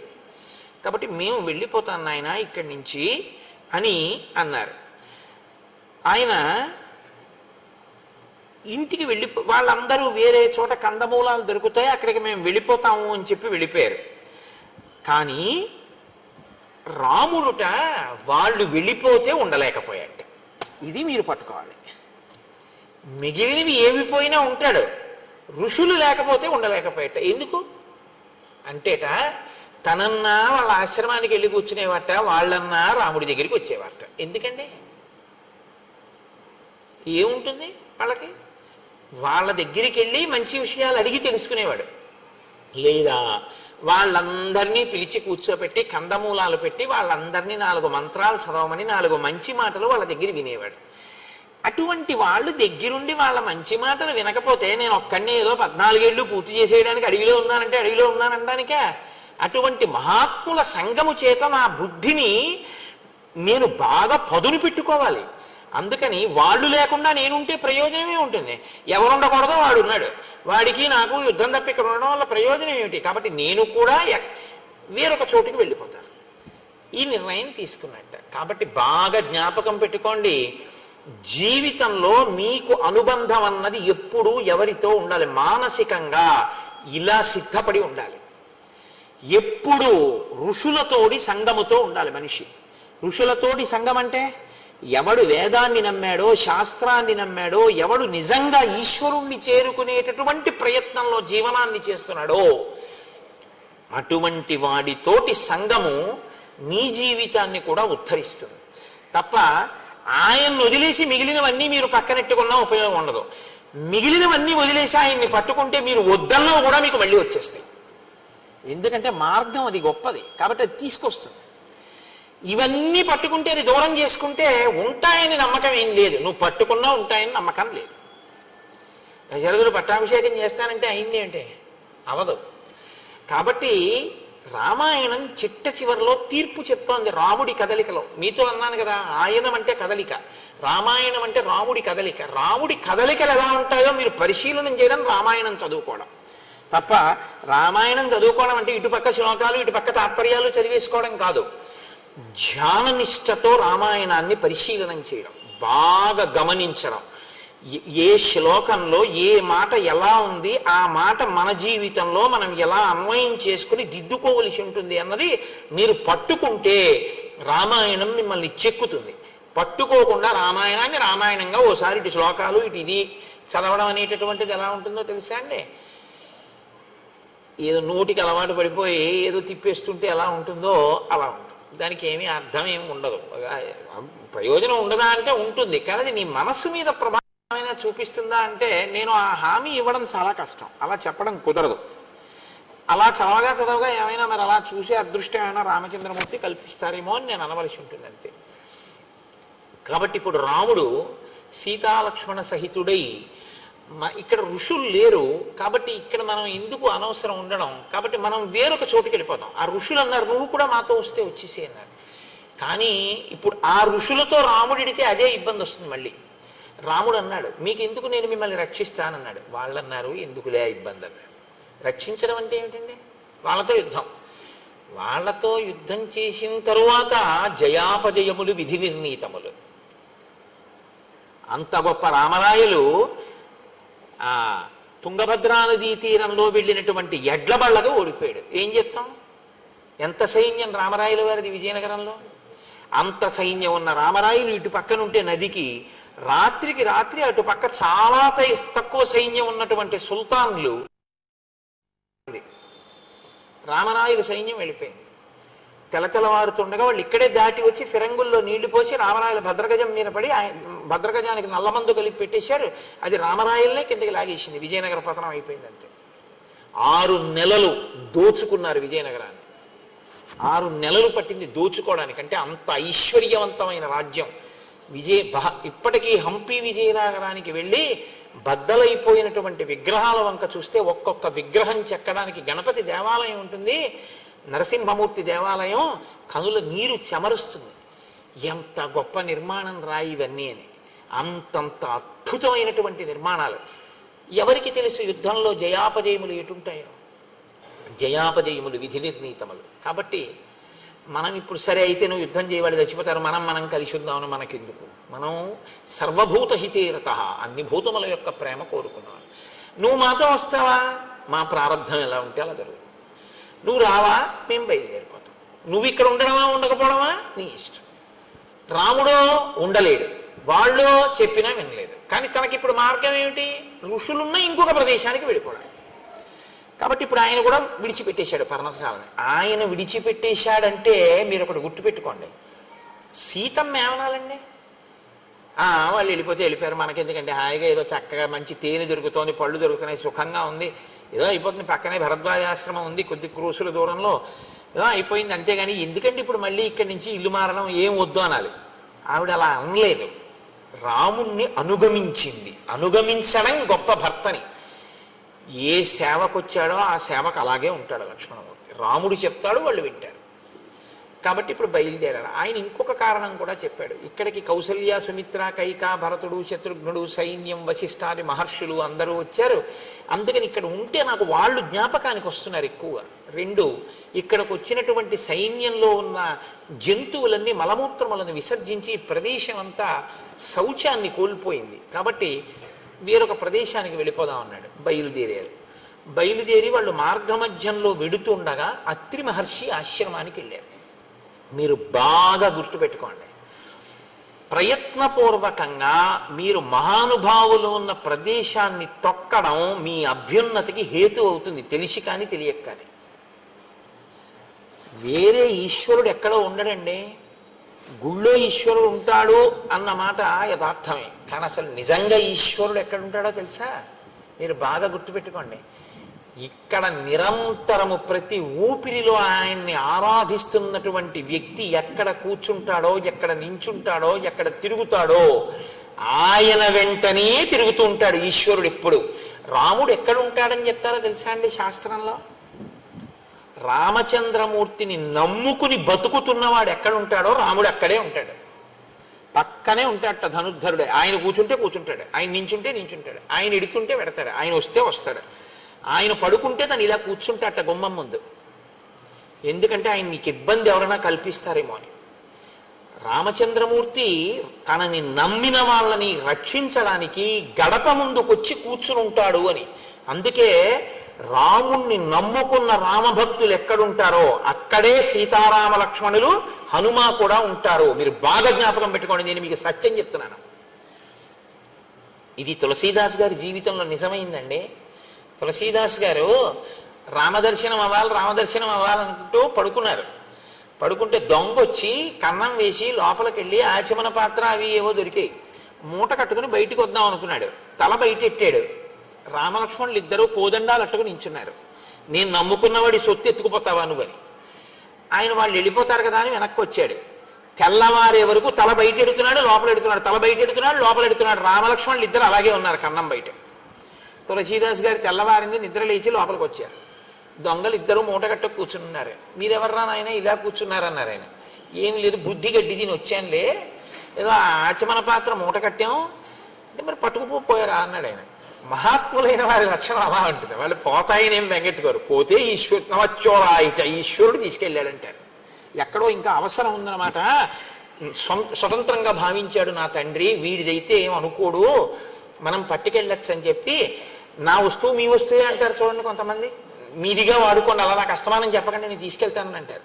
అలా మా మోహన్ రావు గారు ఉన్నారు కాకినాడలో, ఆయన అంటుంటారు, అది మోహన్ రావు ఒకసారి కారు పంపించండి అనకండి. అలా అంటారేంటి? అది మీ కారే, మీ కారు నేను వాడుకుంటున్నాను, కారు పంపించండి, శాసించండి, అంతేగాని మీ కారు అని అనకండి గురువుగారు అంటారు. అలా ఉంటారు కొంతమంది. అంటే మరి ప్రేమ అలా ఉంటుంది. అలా ఆ రాముడు తన వస్తువులో భావిస్తాడు. అందుకని ప్రేమ ఉంది కాబట్టి నా వస్తువుని పట్టుకుపోయాడు అనుకుంటారు వాళ్ళు. అందుకని ఆయన అన్నారు, ఇక్కడ కూర్చున్నారు ఎందుకు నాయన, పట్టుకుపోయారా పోనీ ఆచమన పాత్ర అన్నారు. ఆ పాటి బుద్ధి లేక కాదు, మేము ఏదో ఇక్కడ ఏదో ఏసీ ఉందని కూర్చున్నాం అనుకున్నావేమో. బయటికి వెడితే ఎవరో ఇద్దరు ఉన్నారు. ఒక ఆయన నల్లగా మేఘంలా ఉన్నాడు, ఒక ఆయన ఎర్రగా ఉన్నాడు, కోదండాలు అట్టుకుని నించున్నారు. హడిలి లోపలికి వచ్చి కూర్చుంటున్నాం. బయటికి ఎడదామంటే ఎన్ని మాటలు ఎడితే అన్ని మాటలు ఇద్దరు మా వంకి ఇలా చూస్తున్నారు. అందరూ మళ్ళీ వెనక్కి వస్తున్నాం అన్నారు. ఆయన బయటికి వెళ్ళి చూశారు, ఎవ్వరు లేరు. అప్పుడు ఆయన ఏడిచారు తులసీదాస్ గారు. ఒక వెండి ఆచమన పాత్ర ఉన్నందుకు పోతుందేమో అని నిద్రపోకుండా, స్వామి నా పర్ణశాల ముందు కాపలా ఉన్నావా, మీరు ఎంత ధన్యులు రా, ఇన్ని మాటలు దర్శనం పొందారు, నాకు అవ్వలేదని ఏడిచారు. నేను అందుకే మీకు మనవి చేశాను, ఎవడు రాముణ్ణి నమ్మాడో వాడు ఉన్న చోట రాముడు ఉంటాడు తప్ప ఇంకొక చోట రాముడు ఉంటాడని మీరు అనుకోకండి. రామ భక్తులు ఎక్కడున్నారో అక్కడే సీతారాములు ఉంటారు. ఆయన రావడం కన్నా ముందు వాళ్ళు వస్తారు, మీరు గుర్తు పెట్టుకోండి. ఆయన వెళ్ళిన తరువాత బిక్కమొహాలు వేసుకుని వెళ్ళిపోయాడు ఇక్కడ తిరిగేవాడని ఆయన వెంట వెళ్ళిపోతారట వాళ్ళు. అంత ప్రేమగా ఉంటారు వాళ్ళు. మీకు ఇది ప్రత్యేకించి రామావతారంలో మెండుగా కనపడుతుందండి. త్యాగరాజస్వామి వారి విషయంలో కనపడే, రామదాస్ గారి విషయంలో కనపడలేదండి. భద్రాచలంలో గంజిగుంటలో పడిపోయినటువంటి పిల్లవాడి శవాన్ని ఉడికిపోయిన దాన్ని తీసుకెళ్లి రాముడి దగ్గర పెట్టి, నువ్వు ఇచ్చిన కొడుకు ఇవ్వాలనుకుంటే ఇయ్యి, లేకపోతే నీలో కలిపేసుకో. అంతరాలయంలో పెట్టి తలుపులేసి రామనామ భజన చేశాడు ఆయన. రఘురాముడు పిల్లవాడు పరిగెత్తుకుంటూ వచ్చి తండ్రి ఒళ్ళో పడుకున్నాడు. ఇవి ఇంతకన్నా ఏం నిజం కావాలి మీకు? ఈ మధ్యవారే కదా రామదాస్ గారు. ఆయన వాడినటువంటి మంగళసూత్రంలో 3వ శతమానం కూడా మనం కళ్యాణంలో చూస్తున్నాంగా. ఉన్నాడు రాముడు, మీరు నన్ను నమ్మండి, రాముడు ఉన్నాడు. ఇప్పటికీ రాముడు తిరుగుతూనే ఉన్నాడు. మీరు నమ్మి ఉన్న చోట మీ వెంట రాముడు ఉన్నాడు. రాముడు లేకపోవడం లేదు. మీరు పడుకుంటే ఆయన మీ పడుకున్న చోట ఉన్న కుర్చీలో ఆయన కూర్చుని ఉంటాడు.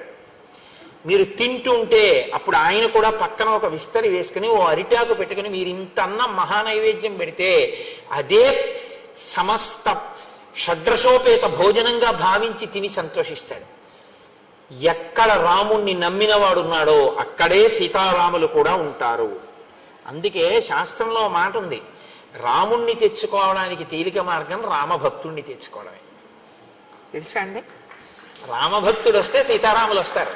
కాబట్టి ఇప్పుడు రాముడు బయలుదేరి అత్రి ఆశ్రమానికి వెళ్ళారు. ఆయన అన్నారు, సూత్రే రాశ్రమమాసాద్య తం వవందే మహాయశాః తం చాపి భగవాన్ అత్రి పుత్రవత్ ప్రత్యపద్యత. భగవాన్ అత్రి, ఆయన బ్రహ్మమానస పుత్రుడు. అత్రి మహర్షి అంటే సామాన్యమైనటువంటి వారు కాదు, మహానుభావుడు అత్రి. అటువంటి అత్రి మహర్షి మీకు నమస్కారం, మేము మీ ఆశ్రమానికి వచ్చాం అని సీతారామ లక్ష్మణులు సాక్షాత్తు విష్ణువు లక్ష్మి అని అత్రికి తెలుసు. కానీ నరుడిగా ఉన్నాడు కనుక ఋషులకు ఆయనే నమస్కారం ముందు చేస్తాడు అని భగవాన్ అత్రి అని ఆయనకి నమస్కారం చేస్తే తన పుత్రుల్ని ఎలా ప్రేమిస్తాడో అలా ప్రేమించాట. ఒక గురువుకి ఒక ఋషికి ఉండే లక్షణం అది. పిల్లలు తప్పు చేసినా ఎలా మన్నించగలడో తండ్రి, గురువు ఋషితుల్యుడు మన్నించి చేరతీస్తాడు. చేరతీశాడు కదా అని మీరు మీ నడవడి మార్చుకోకుండా మాత్రం ఉండకూడదు.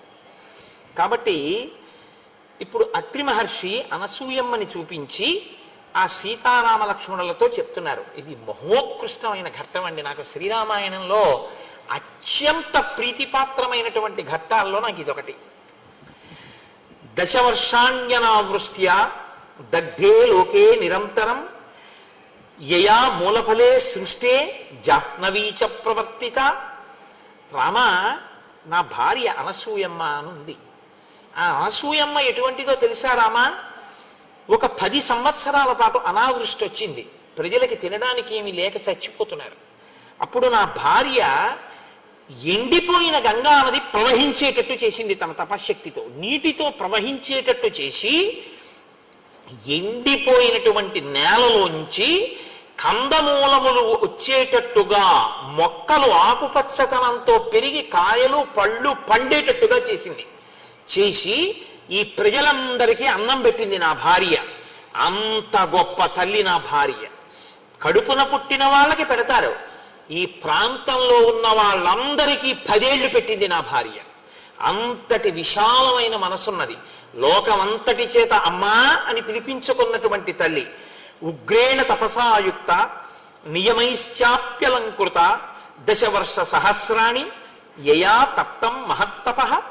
దశవర్ష సహస్రాణి, ఆమె 10,000 సంవత్సరముల పాటు చాలా కఠినమైన నియమములతో తపస్సు చేసింది. ఒక స్త్రీ నా యొక్క అనుమతితో. మీరు బాగా జ్ఞాపకం పెట్టుకోండి, ఆడది నోము చేస్తుంది, ఆడది వ్రతం చేస్తుంది. కానీ ఆడది చేసే నోముకి, ఆడది చేసే వ్రతానికి సిద్ధిని దేవతలు ఎప్పుడు ఇస్తారో తెలుసా అండి? ముందు భర్త పాదాలకు నమస్కారం చేసి అనుమతి తీసుకుంటేనే. ఎందుకనంటే యోమే భర్త సమే గురువు. అది వదిలేసి ఆయనకి ఏం తెలియదండి, ఆయన వెర్రాడండి, ఆయన పిచ్చాడండి, ఆయన ఏం చేసుకోరండి, నేనే చేస్తుంటానండి, మా ఇంట్లో అన్న వాళ్ళ పూజలు ఈశ్వరుడు ఆదరించడు. నేను ఉన్న మాట మాట్లాడుతున్నానంతే. నేను వేదాన్ని నమ్ముకున్నాను, నేను శాస్త్రాన్ని నమ్ముకున్నాను, నేను రామాయణాన్ని నమ్ముకున్నాను. నేను ఏది నమ్ముకున్నానో నేను అదే మాట్లాడతాను. నాకు ఇంకోలా మాట్లాడడం నా చేత కాదు. కాబట్టి అత్రి అంటున్నారు, అనసూయాం వ్రతై స్నాత ప్రత్యూహాశ్చ నివర్తితా దేవకార్య నిమిత్తంచ యయా సంతరమాణయ దశరాత్రం కృతా రాత్రి సేయం మాతేవతే నఘ తామిమాం సర్వభూతానాం నమస్కార్యాం యశస్వినీం అభిగచ్చతు వైదేహి వృద్ధామ క్రోధనాం సదా అనసూయేతి యా లోకే కర్మభి ఖ్యాతిమాగత. ఆయన అంటున్నారు, ఈ అనసూయ ఎంత గొప్పదో తెలుసా రామ? ఈమె దేవతల కొరకు 10 రాత్రుల్ని ఒక రాత్రిగా మార్చింది. సుమతి అని ఆవిడ కూడా చాలా పతివ్రతే. కానీ నేను మీతో మనవి చేశాను, 2 రకాలుగా అనుష్ఠానం ఉంటుంది. భర్త ఏం చెప్తే చేసేవాళ్ళు కొందరు, భర్తతో పాటు శాస్త్రం బాగా తెలిసి ధర్మాధర్మములు ఆయనతో మాట్లాడుతూ కలిసి ఆయన్ని దిద్దుతూ తనని దిద్దుకుంటూ అనుగమించేవారు కొందరు. సీతారాములు 2వ కోవలోకి వస్తారు, సుమతి 1టి కోవలోకి వస్తుంది. ఆవిడ భర్త ఏం చెప్తే అది.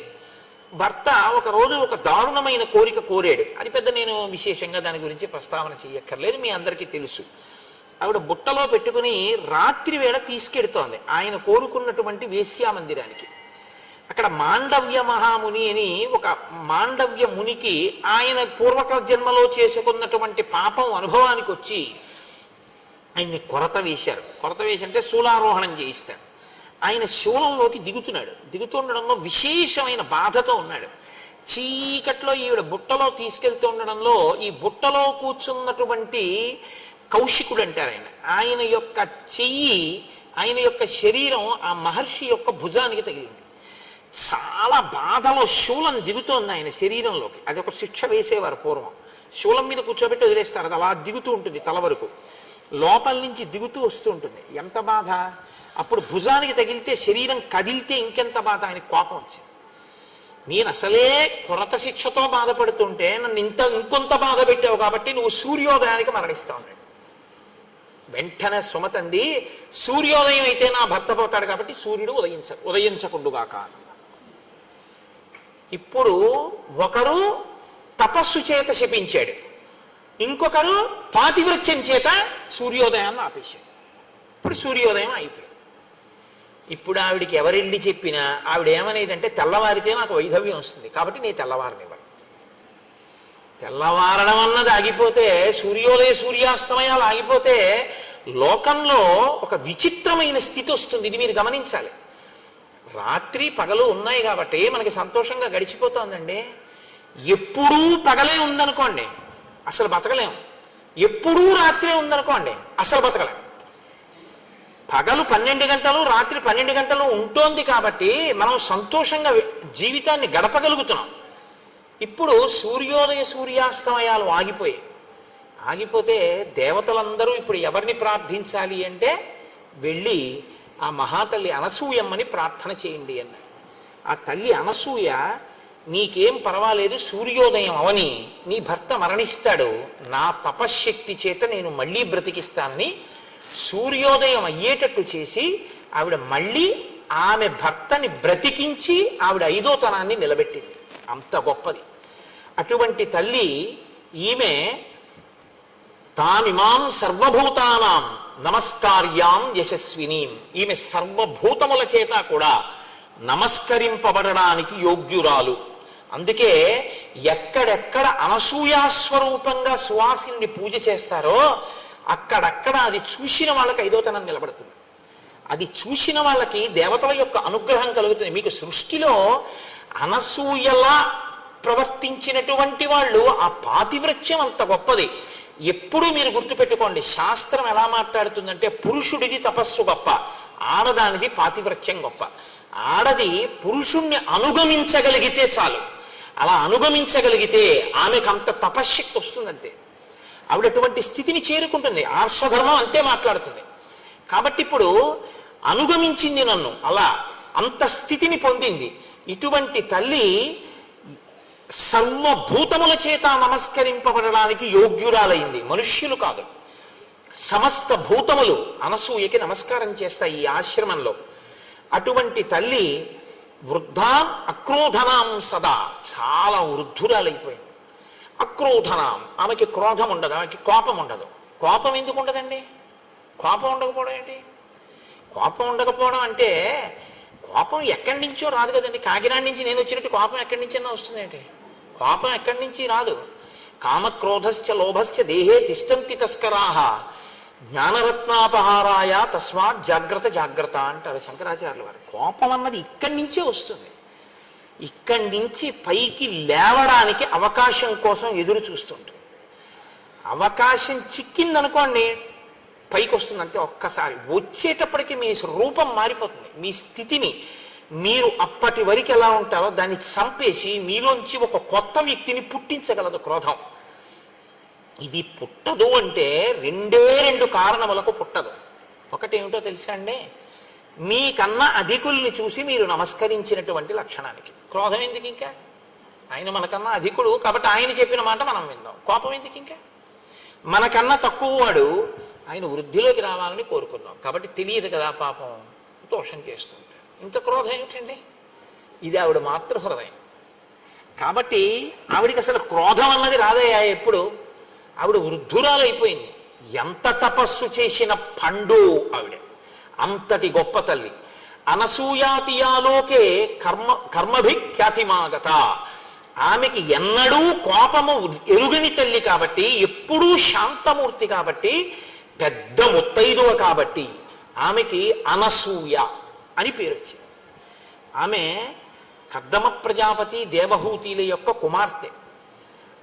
ఆమెని ఒకానొకప్పుడు త్రిమూర్తులు వెళ్ళిపోతున్నారు అత్రి మహర్షి ఆశ్రమం నుంచి తమ దివ్య విమానాల్లో. వెళ్ళిపోతుంటే విమానాలు ఆగిపోయాయి. ఆగిపోతే వాళ్ళు ఎందుకు వెళ్ళటం లేదు విమానం అని అడిగారు. కింద అత్రి మహర్షి ఆశ్రమం ఉంది, అనసూయం ఉంది. వారు ఉన్న చోట పైన మీరైనా సరే, మీరు త్రిమూర్తులైనా సరే మీ విమానాలు ఎగరవన్నారు. అంటే త్రిమూర్తులకి ఆవిడ యొక్క కీర్తిని మరింత ప్రకాశింప చెయ్యాలనిపించింది. మీరు ఎప్పుడు గుర్తుపెట్టుకోండి. అంతేగాని అద్దం బద్దం లేకుండా ఉత్తినే ఆవిడని పరిశీలన చేయడం కోసం రావడం అలాంటి పిచ్చ పనులు చేయరు త్రిమూర్తులు. మీరు జాగ్రత్తగా గమనించాలి శాస్త్రాన్ని. ఇంత గొప్ప తల్లి అంటే ఈవిడ ఖ్యాతి లోకానికి తెలియాలి. ఆవిడ ఖ్యాతి ఆవిడ లోకానికి చెప్పుకునే ప్రయత్నం చేయదు. ఆవిడకి అలాంటి పనులే ఉండవు. ఆవిడ తపస్సు ఆవిడదంతే. కానీ ఆవిడ గొప్పతనం లోకానికి తెలియాలి. లోకానికి చెప్పడం ఎందుకు? ఆవిడికి కీర్తి తెస్తే వీళ్ళకి ఏమిటి వస్తుంది? ఆదర్శంగా తీసుకుని మిగిలిన వాళ్ళు బతుకుతారు. అందుకు చెప్పాలి దేవతలు. కాబట్టి ఇప్పుడు త్రిమూర్తులు బ్రాహ్మణ రూపాల్లో భోజనానికి వెళ్ళారు. అత్రికి ధర్మం ఉంది, అతిథి దేవోభవ. అందుకని ఆయన వాళ్ళని నిమంత్రణం చేశాడు, వచ్చి కూర్చుని భోజనం చేయొచ్చు. వాళ్ళు అన్నారు తీరా భోజనానికి కూర్చున్నాక మేము ఒక వ్రతంలో ఉన్నాం. ఆ వ్రతంలో మాకు నియమం ఏమిటంటే యజమాని భార్య మాకు వడ్డన చేసేటప్పుడు యజమాని వడ్డన చేస్తాడు, పరిశేచనాన్ని యజమాని వేస్తాడు. అది పెద్దలు వస్తే భోజనం పెట్టేటటువంటి తీరు. అందుకే పెద్దలు వస్తే భోజనం పెడుతున్నాం అందరూ. అదేం గుర్రం కాదు గాడిది కాదు అన్నం పెట్టడానికి. నువ్వు దేవతార్చనకి పిలుస్తారు. ఆయన యజ్ఞం చేయడంతో సమానం అది. అంటే పరిశేచనానికి వేస్తారు జలాన్ని చేతిలో 5 మాటలు మీరు వేస్తారు. ఆయన స్వాహాకారంతో తీసుకుంటాడు 5 మాటలు. కాబట్టి ఇది శాస్త్ర మర్యాద కనుక ఆ ముగ్గురిని పిలిచి భార్యని వడ్డించమన్నాడు. భార్య వడ్డించకుండా ఇంట్లో పనిపిల్ల వడ్డించకూడదు. అది నీ పొగరుకి లక్షణం. నీ భార్య ఉన్నదందుకు పెద్దలు వస్తే వడ్డించడానికి. అంతేకాని తను ఎక్కడో కూర్చుని ఇంట్లో పనిపిల్ల వడ్డించడం మర్యాదకి భంగపాటది. ఎక్కడ ఎందుకున్నారో, ఎవరు ఏ ఆశ్రమంలో ఎందుకున్నారో అది తెలుసుకుని ప్రవర్తించాలి. అందుకే స్నాతకం చేసి గురువుగారు చెప్తాడు, ఎందుకున్నావో తెలుసా ఇప్పుడు గృహస్థాశ్రమంలో పెడుతున్నది, నేర్చుకో, అతిథి దేవో భవ అని చెప్తాడు. కనుక ఇప్పుడు అనసూయమ్మ వడ్డించాలి. వాళ్ళు అన్నారు మా వ్రతం ఏమిటంటే ఇవాళ మేము భోజనం చేసేటప్పుడు ఆ యజమాని భార్య మాకు నగ్నయ్యి వడ్డించాలి. అంటే ఒంటి మీద వస్త్రం లేకుండా వడ్డించాలి. ఇప్పుడు ఇది ఆమెకి చెందిన విషయం. ఆవిడ అలా వడ్డిస్తుందా వడ్డించదా? అత్రి ఏమనలేదు. అదేం మీ అసాధ్యం కూడా, అదేమి వ్రతం రా మీకు అని ఆయన అనలేదు. ఇది ఎక్కడుంది ఈ వ్రతం అనలేదు. ఆయన వెళ్ళి భార్యని అడిగాడు. వాళ్ళకి అది నియమం అంటారు. ఎందుకంటే అతిథి కూర్చున్న తర్వాత నువ్వు ఏ కారణం చెప్పి లేపేయకూడదు. ఇది మర్యాద అండి మనకి శాస్త్రంలో. అంత ఉదారంగా మాట్లాడాయి మన శాస్త్రాలు. అమృతాన్ని ఇచ్చేసాడంతే, తెలిసి కూడా రాక్షసులని. పంక్తిలో కూర్చుంటే లేపకూడదు. కాబట్టి ఏమి నేర్చుకుంటున్నాం మనం? మనకి నేర్పే పురాణాలు.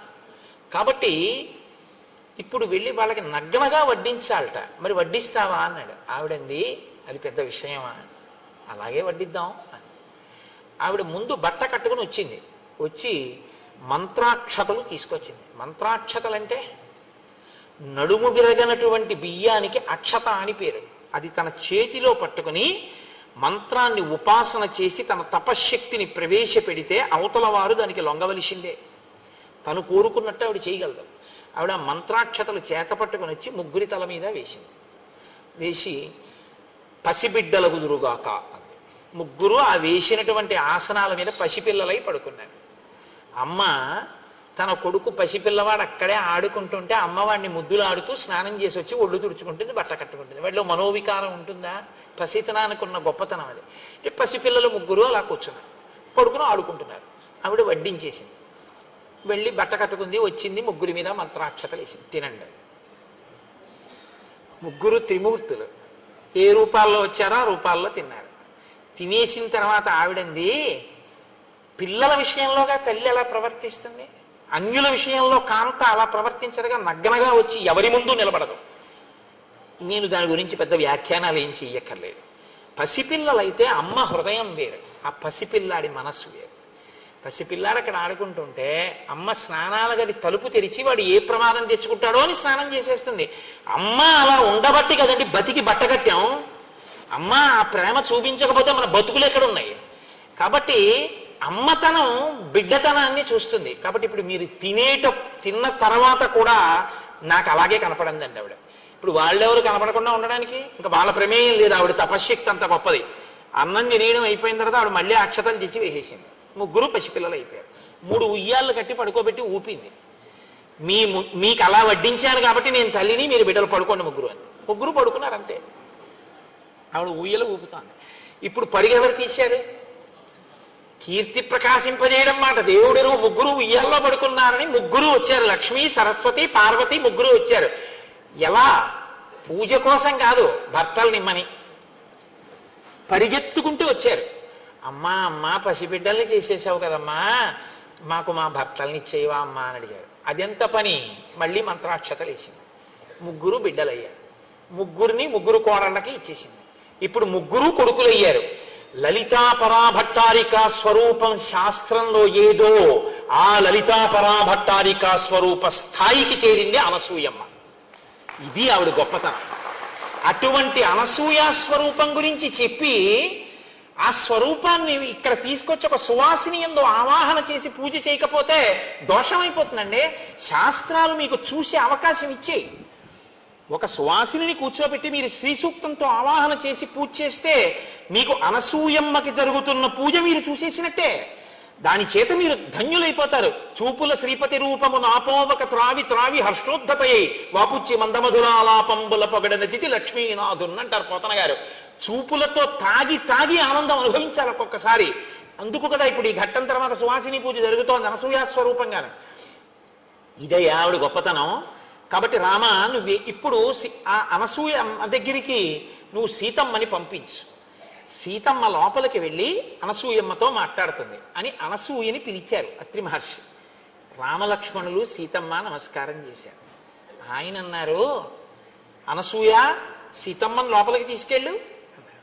వాళ్ళిద్దరికీ తెలుసు ఏమివ్వాలో, ఎందుకు ఇవ్వాలో, రామాయణాన్ని ఎలా తిప్పాలో ఋషులకి తెలుసు. కాబట్టి ఇప్పుడు అనసూయమ్మ సీతమ్మని తీసుకుని లోపలికి వెళుతోంది. వెడుతున్న అనసూయమ్మ ఎలా ఉందో మనకి నిజంగా వాల్మీకి, అందుకు కదండి ఋషి రుణం వచ్చింది. అనసూయమ్మ ఎలా ఉండేదండి అన్నారు అనుకోండి, ఆవిడ వృద్ధురాలు అని మహర్షి చెప్పారు. ఎలా ఉందో మనం చూడ్డానికి వీలుగా లైవ్ టెలికాస్ట్ అంటారే, శాబ్దికమైన ప్రత్యక్ష ప్రసారం చేస్తారు మహర్షి. ఆయన అంటారు, శిథిలాం ఫలితాం వృద్ధాం జరా పాండురమూర్ధజాం సతతం వేపమానాంగీం ప్రవాతే కదలీయథ. ఆవిడ శిథిలాం, శరీరం అంతా శిథిలమైపోయింది. ఫలితాం, ఆ తల్లి ఒళ్ళంతా ముడతలు పడిపోయింది. వృద్ధాం, వృద్ధురాలైపోయింది. జరాపాండురమూర్ధజాం, వృద్ధాప్యం చేత ఆవిడ తలంతా నెరిసిపోయి ముగ్గుముట్టు అయిపోయింది, పెద్దదైపోయింది, పెద్ద ముత్తైదువ. సతతం వేపమానాంగీం, ఆవిడ ఇలా వణికిపోతోంది చేతులు అవిని. ప్రమాతే కదలీయథ, గాలి వేస్తే అరిటి చెట్టు ఎలా కదిలిపోతుందో అలా కదిలిపోతోంది. అటువంటి తల్లి బయటికి వచ్చి సీతమ్మ చెయ్యి పట్టుకుని లోపలికి తీసుకెళ్ళింది. లోపలికి వెళ్ళిన సీతమ్మ అనసూయమ్మ ఏం మాట్లాడుకున్నారో మనకి వెంటనే కెమెరా అటు తిప్పుతారు మహర్షి. అది రామాయణానికి గొప్పతనం. నేను అదే ఏకాంతంగా చదవండి రామాయణాన్ని, రామాయణాన్ని మామూలుగా చదవకండి అని నేను అంటాను. మీరు దాన్ని అలా చూస్తుంటే మీకు ఇక్కడ రామాయణం కదిలేటట్టుగా ఆయన రచన చేశారు. ఇప్పుడు మీ సంతోషం ఎవరి మీద ఉంటుంది? ఇంత చెప్పాక సీతమ్మ అనసూయమ్మ ఏం మాట్లాడుకుంటున్నారో లోపల ఉంటుంది, బయట అత్రి రామలక్ష్మణులు ఏం మాట్లాడుకుంటున్నారో అని మీకు ఉండదు. వెంటనే కెమెరా అటు తిప్పుతారు మహర్షి. కెమెరా అటు తిప్పుతారంటే నా ఉద్దేశం ఆయన యొక్క ఘంటం అటు తిరుగుతుంది. మీరు ఆ శ్లోకంలో శబ్దంలో దర్శనం చేయొచ్చు. అభివాద్యత వైదేహి తాపసీం తామనందితాం బద్ధాంజలి పుటా హృష్ట పర్యపృచ్ఛదనామయం. లోపలికి వెళ్ళినటువంటి సీతమ్మ అంజలి ఘటించింది. ఇలా అంజలి ఘటించి రెండు చేతులతో శిరస్సు ఉంచి నమస్కరించి ఆ తల్లిని తాపసీం అనిందితాం, అనిందత అంటే స్వచ్ఛమైన చరిత్ర కలిగిన అనసూయకి నమస్కారం చేసి, వెంటనే అనసూయమ్మంది, ఇంకా ఏమి పెద్ద హడావిడేం లేదండి, వెంటనే ఒక మాట అంది. తత సీతాం మహాభాగాం దృష్ట్వా తాం ధర్మచారిణీం స్వాంత్యయంత్య బ్రవీత్ హృష్ట దిష్ట్యా ధర్మమవీక్షసే. చాలా సంతోషించినటువంటి మనస్సుతో అనసూయమ్మ ఇలా చూసిందట సీతమ్మ వంక. దేనికి సంతోషం? నమస్కారం చేసిందనే కాదుట. మహర్షి ఎందుకు అనసూయమ్మ సంతోషించిందో చెప్తున్నారు. దిష్ట్యా ధర్మమవీక్షసే, ధర్మాన్ని పట్టుకున్నావు కనుక. అమ్మా నువ్వు ధర్మాన్ని పట్టుకున్నావమ్మా సీతమ్మ, నాకు ఇది సంతోషం వేస్తోందమ్మా. ఏమిటి సీతమ్మ పట్టుకున్న ధర్మం? వెంటనే చెప్తోంది ఆవిడ. త్యక్త్వా జ్ఞాతి జనం సీతే మానవృద్ధించ భామిని అవరుద్ధం వనే రామం దిష్ట్యాత్వం అనుగచ్చసి. నువ్వు జ్ఞాతి జనాన్ని విడిచిపెట్టావు. మీ మామగారు 2 వరాలిచ్చి కైకమ్మకి రాముణ్ణి అరణ్యవాసానికి వెళ్ళమని చెప్పగానే నా భర్తకి ఇంత కష్టపెట్టినటువంటి ఈ మామగారింట్లో నేనుండి ఈయనకి సేవలు ఎందుకు చెయ్యాలి? మీరు 14 ఏళ్ళు అరణ్యవాసానికి వెళ్ళి వచ్చి మీరు పట్టం కట్టుకున్న తర్వాత నేను వస్తాను, అప్పటి వరకు నేను పుట్టింట్లో ఉంటానని జనక మహారాజు గారి యొక్క కూతురు అయోనిజ అయినటువంటి సీతమ్మ అనుకుంటే అలా పుట్టింటికి వెళ్ళొచ్చు. లేదా నేను అరణ్యవాసానికి ఎక్కడ వస్తానండి, ఇక్కడ ఉంటానులేండి అని రాముడే అన్నాడు కనుక ఉన్నవని అక్కడ ఉండొచ్చు. జ్ఞాతి జనాన్ని విడిచిపెట్టి అక్కడ ఉండక ఇక్కడ ఉండక మానవృద్ధించ భామిని ఐశ్వర్యాన్నంతటినీ కూడా విడిచిపెట్టేసి అహంకారాన్ని విడిచిపెట్టేసి రాముడి కన్నా ఒక విషయంలో సీతమ్మది ఒక మార్క్ ఎక్కువ, ఆవిడ అయోనిజ అయినా కూడా అవరుద్ధం వనే రామం, రాముడి వెనకాతల అడవికి వచ్చేసావు. దిష్ట్యాత్వం అనుగచ్చసి, రాముణ్ణి పట్టుకున్నావు, ధర్మాన్ని పట్టుకున్నావు, భర్తని అనుగమించావు. భర్త వెంట ఉండాలి ఆడది, భర్త వెనక ఉండడం, భర్తని అనుగమించడం కన్నా పూజ ఇంకొకటి లేదు. ఎన్ని పూజలు చేసి ఇది వదిలినా అది 0, అన్నీ వదిలి ఇది ఉంటే పూర్ణం అన్న ధర్మాన్ని పట్టుకున్నావు సీత. అందుకు నేను సంతోషిస్తున్నాను. సీతమ్మ నేను నీతో ఒక మాట చెప్పనా? నగరస్థో వనస్థో వా పాపో వా యదివా శుభ యాసాం స్త్రీణాం ప్రియో భర్త తాసాం లోకా మహోదయా. భర్త నగరంలో ఉండని అరణ్యంలో ఉండని, పాపిష్టివాడు కానీ పుణ్యాత్ముడు కానీ, ఆడది భర్తని ఉపాసన చేస్తే చాలు, భర్తని అనుగమిస్తే చాలు, ఆమె సమస్తమైనటువంటి శ్రేయస్సుని పొందుతుంది. భర్త ఎటువంటి వాడన్న దాన్ని బట్టి అనుగమించడం గొప్పతనం కాదు, భర్తని అనుగమించడం గొప్పతనం. కాబట్టి నువ్వు అలా అనుగమించావు, ఆయన అరణ్యానికి వచ్చిన అనుగమించావు. దీనికి నేను చాలా సంతోషిస్తున్నాను. సీత నీతో నేను ఒక మాట చెప్తాను, బాగా విను.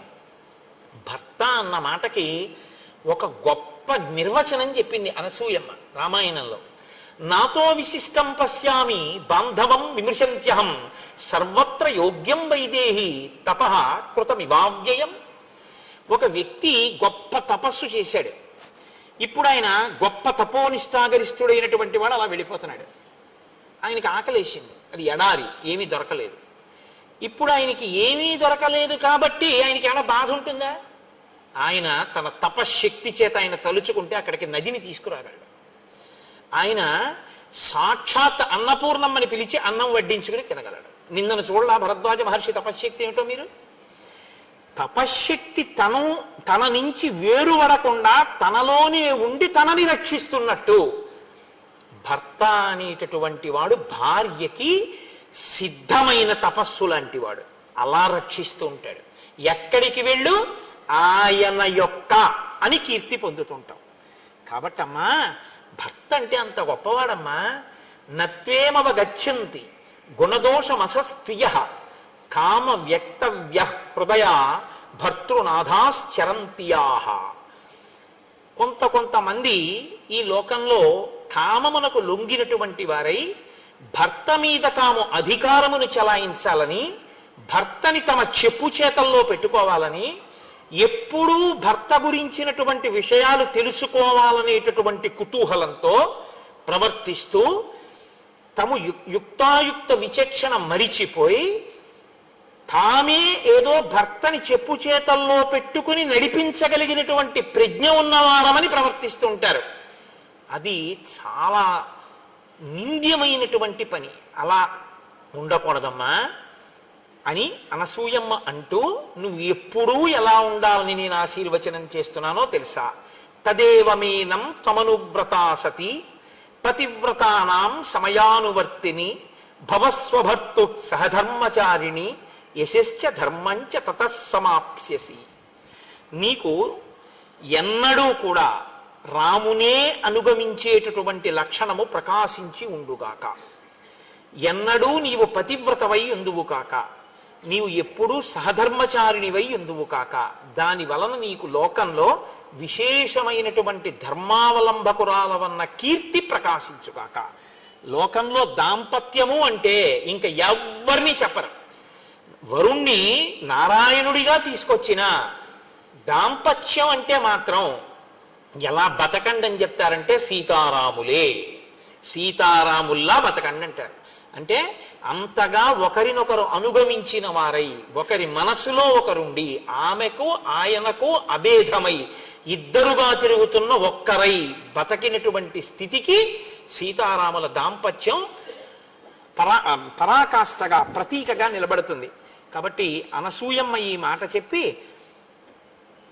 సంతోషిస్తే సీతమ్మంది, అమ్మా నైతదాశ్చర్యమార్యాయ యన్మాం తమభిభాషసే విదితుం తుం మహాప్యేతత్ మమాప్యేతత్ యథా నార్యాః పతిర్గురుః.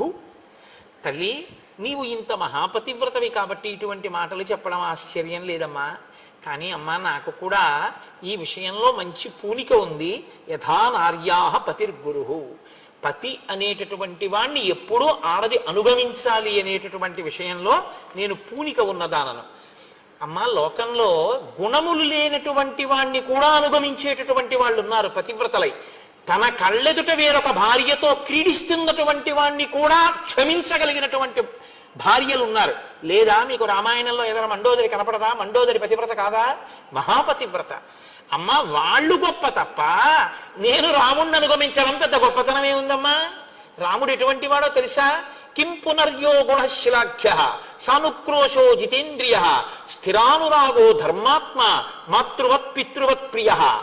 అమ్మా, ఎన్ని గుణములు ఉన్నాయమ్మా మహానుభావుడికి! ఇంద్రియములను జయించినటువంటి వాడమ్మా, దయాళువమ్మా, స్థిరమైన అనురాగం ఉన్నవాడమ్మా. కొన్నాళ్ళు ఈ భార్య యందు అనురాగంతో ఉండి రేపు పొద్దున్న ఇంకో భార్యని స్వీకరించేటటువంటి లక్షణం ఉన్నవాడు కాదమ్మా ఆయన. స్థిరమైన అనురాగం ఉన్నవాడమ్మా. మాతృవత్ పితృవత్ ప్రియ. ఆయన తల్లి తండ్రి యందు ప్రేమ ఎలా ఉంటుందో నాకు రాముని యందు ప్రీతి అలా ఉంది, ప్రేమ అలా ఉంది. మీరు బాగా జ్ఞాపకం పెట్టుకోండి ఈ మాటలకు అర్థం. ఇవాళ ద మోస్ట్ డిస్టార్టెడ్ వర్డ్ ప్రేమ అంటే, నేను ఆంగ్ల భాష ఉపయోగించానని మన్నించండి, అంతగా ఏ పదము కూడా లోకంలో తప్పుగా వాడబడనటువంటి మాట ఏదైనా ఉంటే ప్రేమ అన్న మాటే. ప్రేమ అన్న మాటని ఎవరి ఇష్టం వచ్చినట్టు వాళ్ళు వాడేస్తున్నారు. కామము అన్న మాటని చెప్పవలసిన చోట అది చెప్పకుండా ప్రేమ అన్న మాటతో దాన్ని పూర్ణ చేస్తున్నారు. మీరు మాటని కానీ ఒక చోట చెప్పవలసిన దాన్ని ఇంకొక మాట పెట్టేస్తే జీవితాలు పడిపోతాయి. తెలుసా అండి? ఎందుకో తెలుసా? ప్రేమ అన్న మాటకు అర్థం ఏంటంటే, ప్రతిఫలాన్ని అపేక్షించకుండా అవతలి వ్యక్తి యొక్క అభ్యున్నతిని చిట్ట చివరి శ్వాస వరకు కోరుతూ వారి అభ్యున్నత కొరకు తన జీవితాన్ని కూడా పరిత్యజించగలిగినటువంటి స్థితి ఉన్నటువంటి వ్యక్తికి ప్రేమ కలిగిన వాడు అని పిలుస్తారు. ఇది ఎవరికి చెల్లుతుందంటే తల్లికి, తండ్రికి, గురువుకి, భర్తకి, వీళ్ళకి చెందుతుంది. ఎందుకనంటే ఒక తల్లి బిడ్డను ఎందుకు ప్రేమిస్తుంది? కడుపులో ఎందుకు పెట్టుకుంది? వైకుంఠం క్యూ కాంప్లెక్స్లో వెళ్ళిపోతున్నటువంటి చంటి పిల్లవాడు ఏడిస్తే, నిన్నగాక మొన్న పెళ్ళైనటువంటి యవ్వనంలో ఉన్న తల్లి పిల్లవాడు ఏడిస్తే ఏడిచాడు కానీ ఇంతమంది మగవాళ్ళ మధ్యలో నేను నా స్తన్యం ఇవ్వను అనకుండా, వాడు ప్రాణం ఎక్కడ పోతుందో అని అంతమంది మగవాళ్ళు ఉన్నారని కూడా చూడకుండా స్తన్యం ఇచ్చి పిల్లాడిని ఎందుకు పోషిస్తోంది? పిల్లవాడి మలమూత్రాలు ఎందుకు ఎత్తుతోంది? తన నెత్తుటిని పాలగా మార్చి పిల్లవాడికి ఎందుకు పడుతోంది? వాడు ఏడిస్తే వాడి చెవిలో చీమ దూరిందని ఏ భాష చేత తెలుసుకుంటోంది? ఇది అమ్మతనం. ఈ అమ్మతనం ఉందే, ఈ అమ్మతనమే లోకంలో మొట్టమొదటి దైవస్వరూపంగా గుర్తింపబడి గౌరవింపబడింది. ఈ అమ్మ ప్రాణం పోయేటప్పుడు ఆఖరణ కూడా ఆ కొడుకును ఒకసారి చూసి చచ్చిపోవాలనుకుంటుంది. నా కొడుకు ఒళ్ళో తలపెట్టుకు చచ్చిపోవాలనుకుంటుంది. కట్టుకున్నవాడు వాడు కొరివి పెడితే బాగుండు అనుకుంటుంది. వాడు వైద్యం చేయించకపోయినా, ఎందుకమ్మా వాడు అన్నం పెట్టాడా వైద్యం చేయించాడా, ఆ పిల్లవాడు నాశనం అయిపోతాడమ్మా అన్నారు అనుకోండి ఎవరైనా, వద్దమ్మా అంత మాట అనకండి అమ్మా, వాడు అలా 10 కాలాలు బతకనివ్వండి, అంతేకాని నాకు అన్నం పెట్టకపోతే ఏమిటి, పెద్దదాన్ని అయిపోయిన ఎన్నాళ్ళు ఉంటాను, ఇవాళ ఉంటాను రేపు పోతాను, వృద్ధిలోకి రావలసిన వాడు వాడంటు. ఇది అమ్మ అంటుంది. నాన్నగారు అంటారు, గురువు గారు అంటారు. దీనికి ప్రేమ అని పేరు.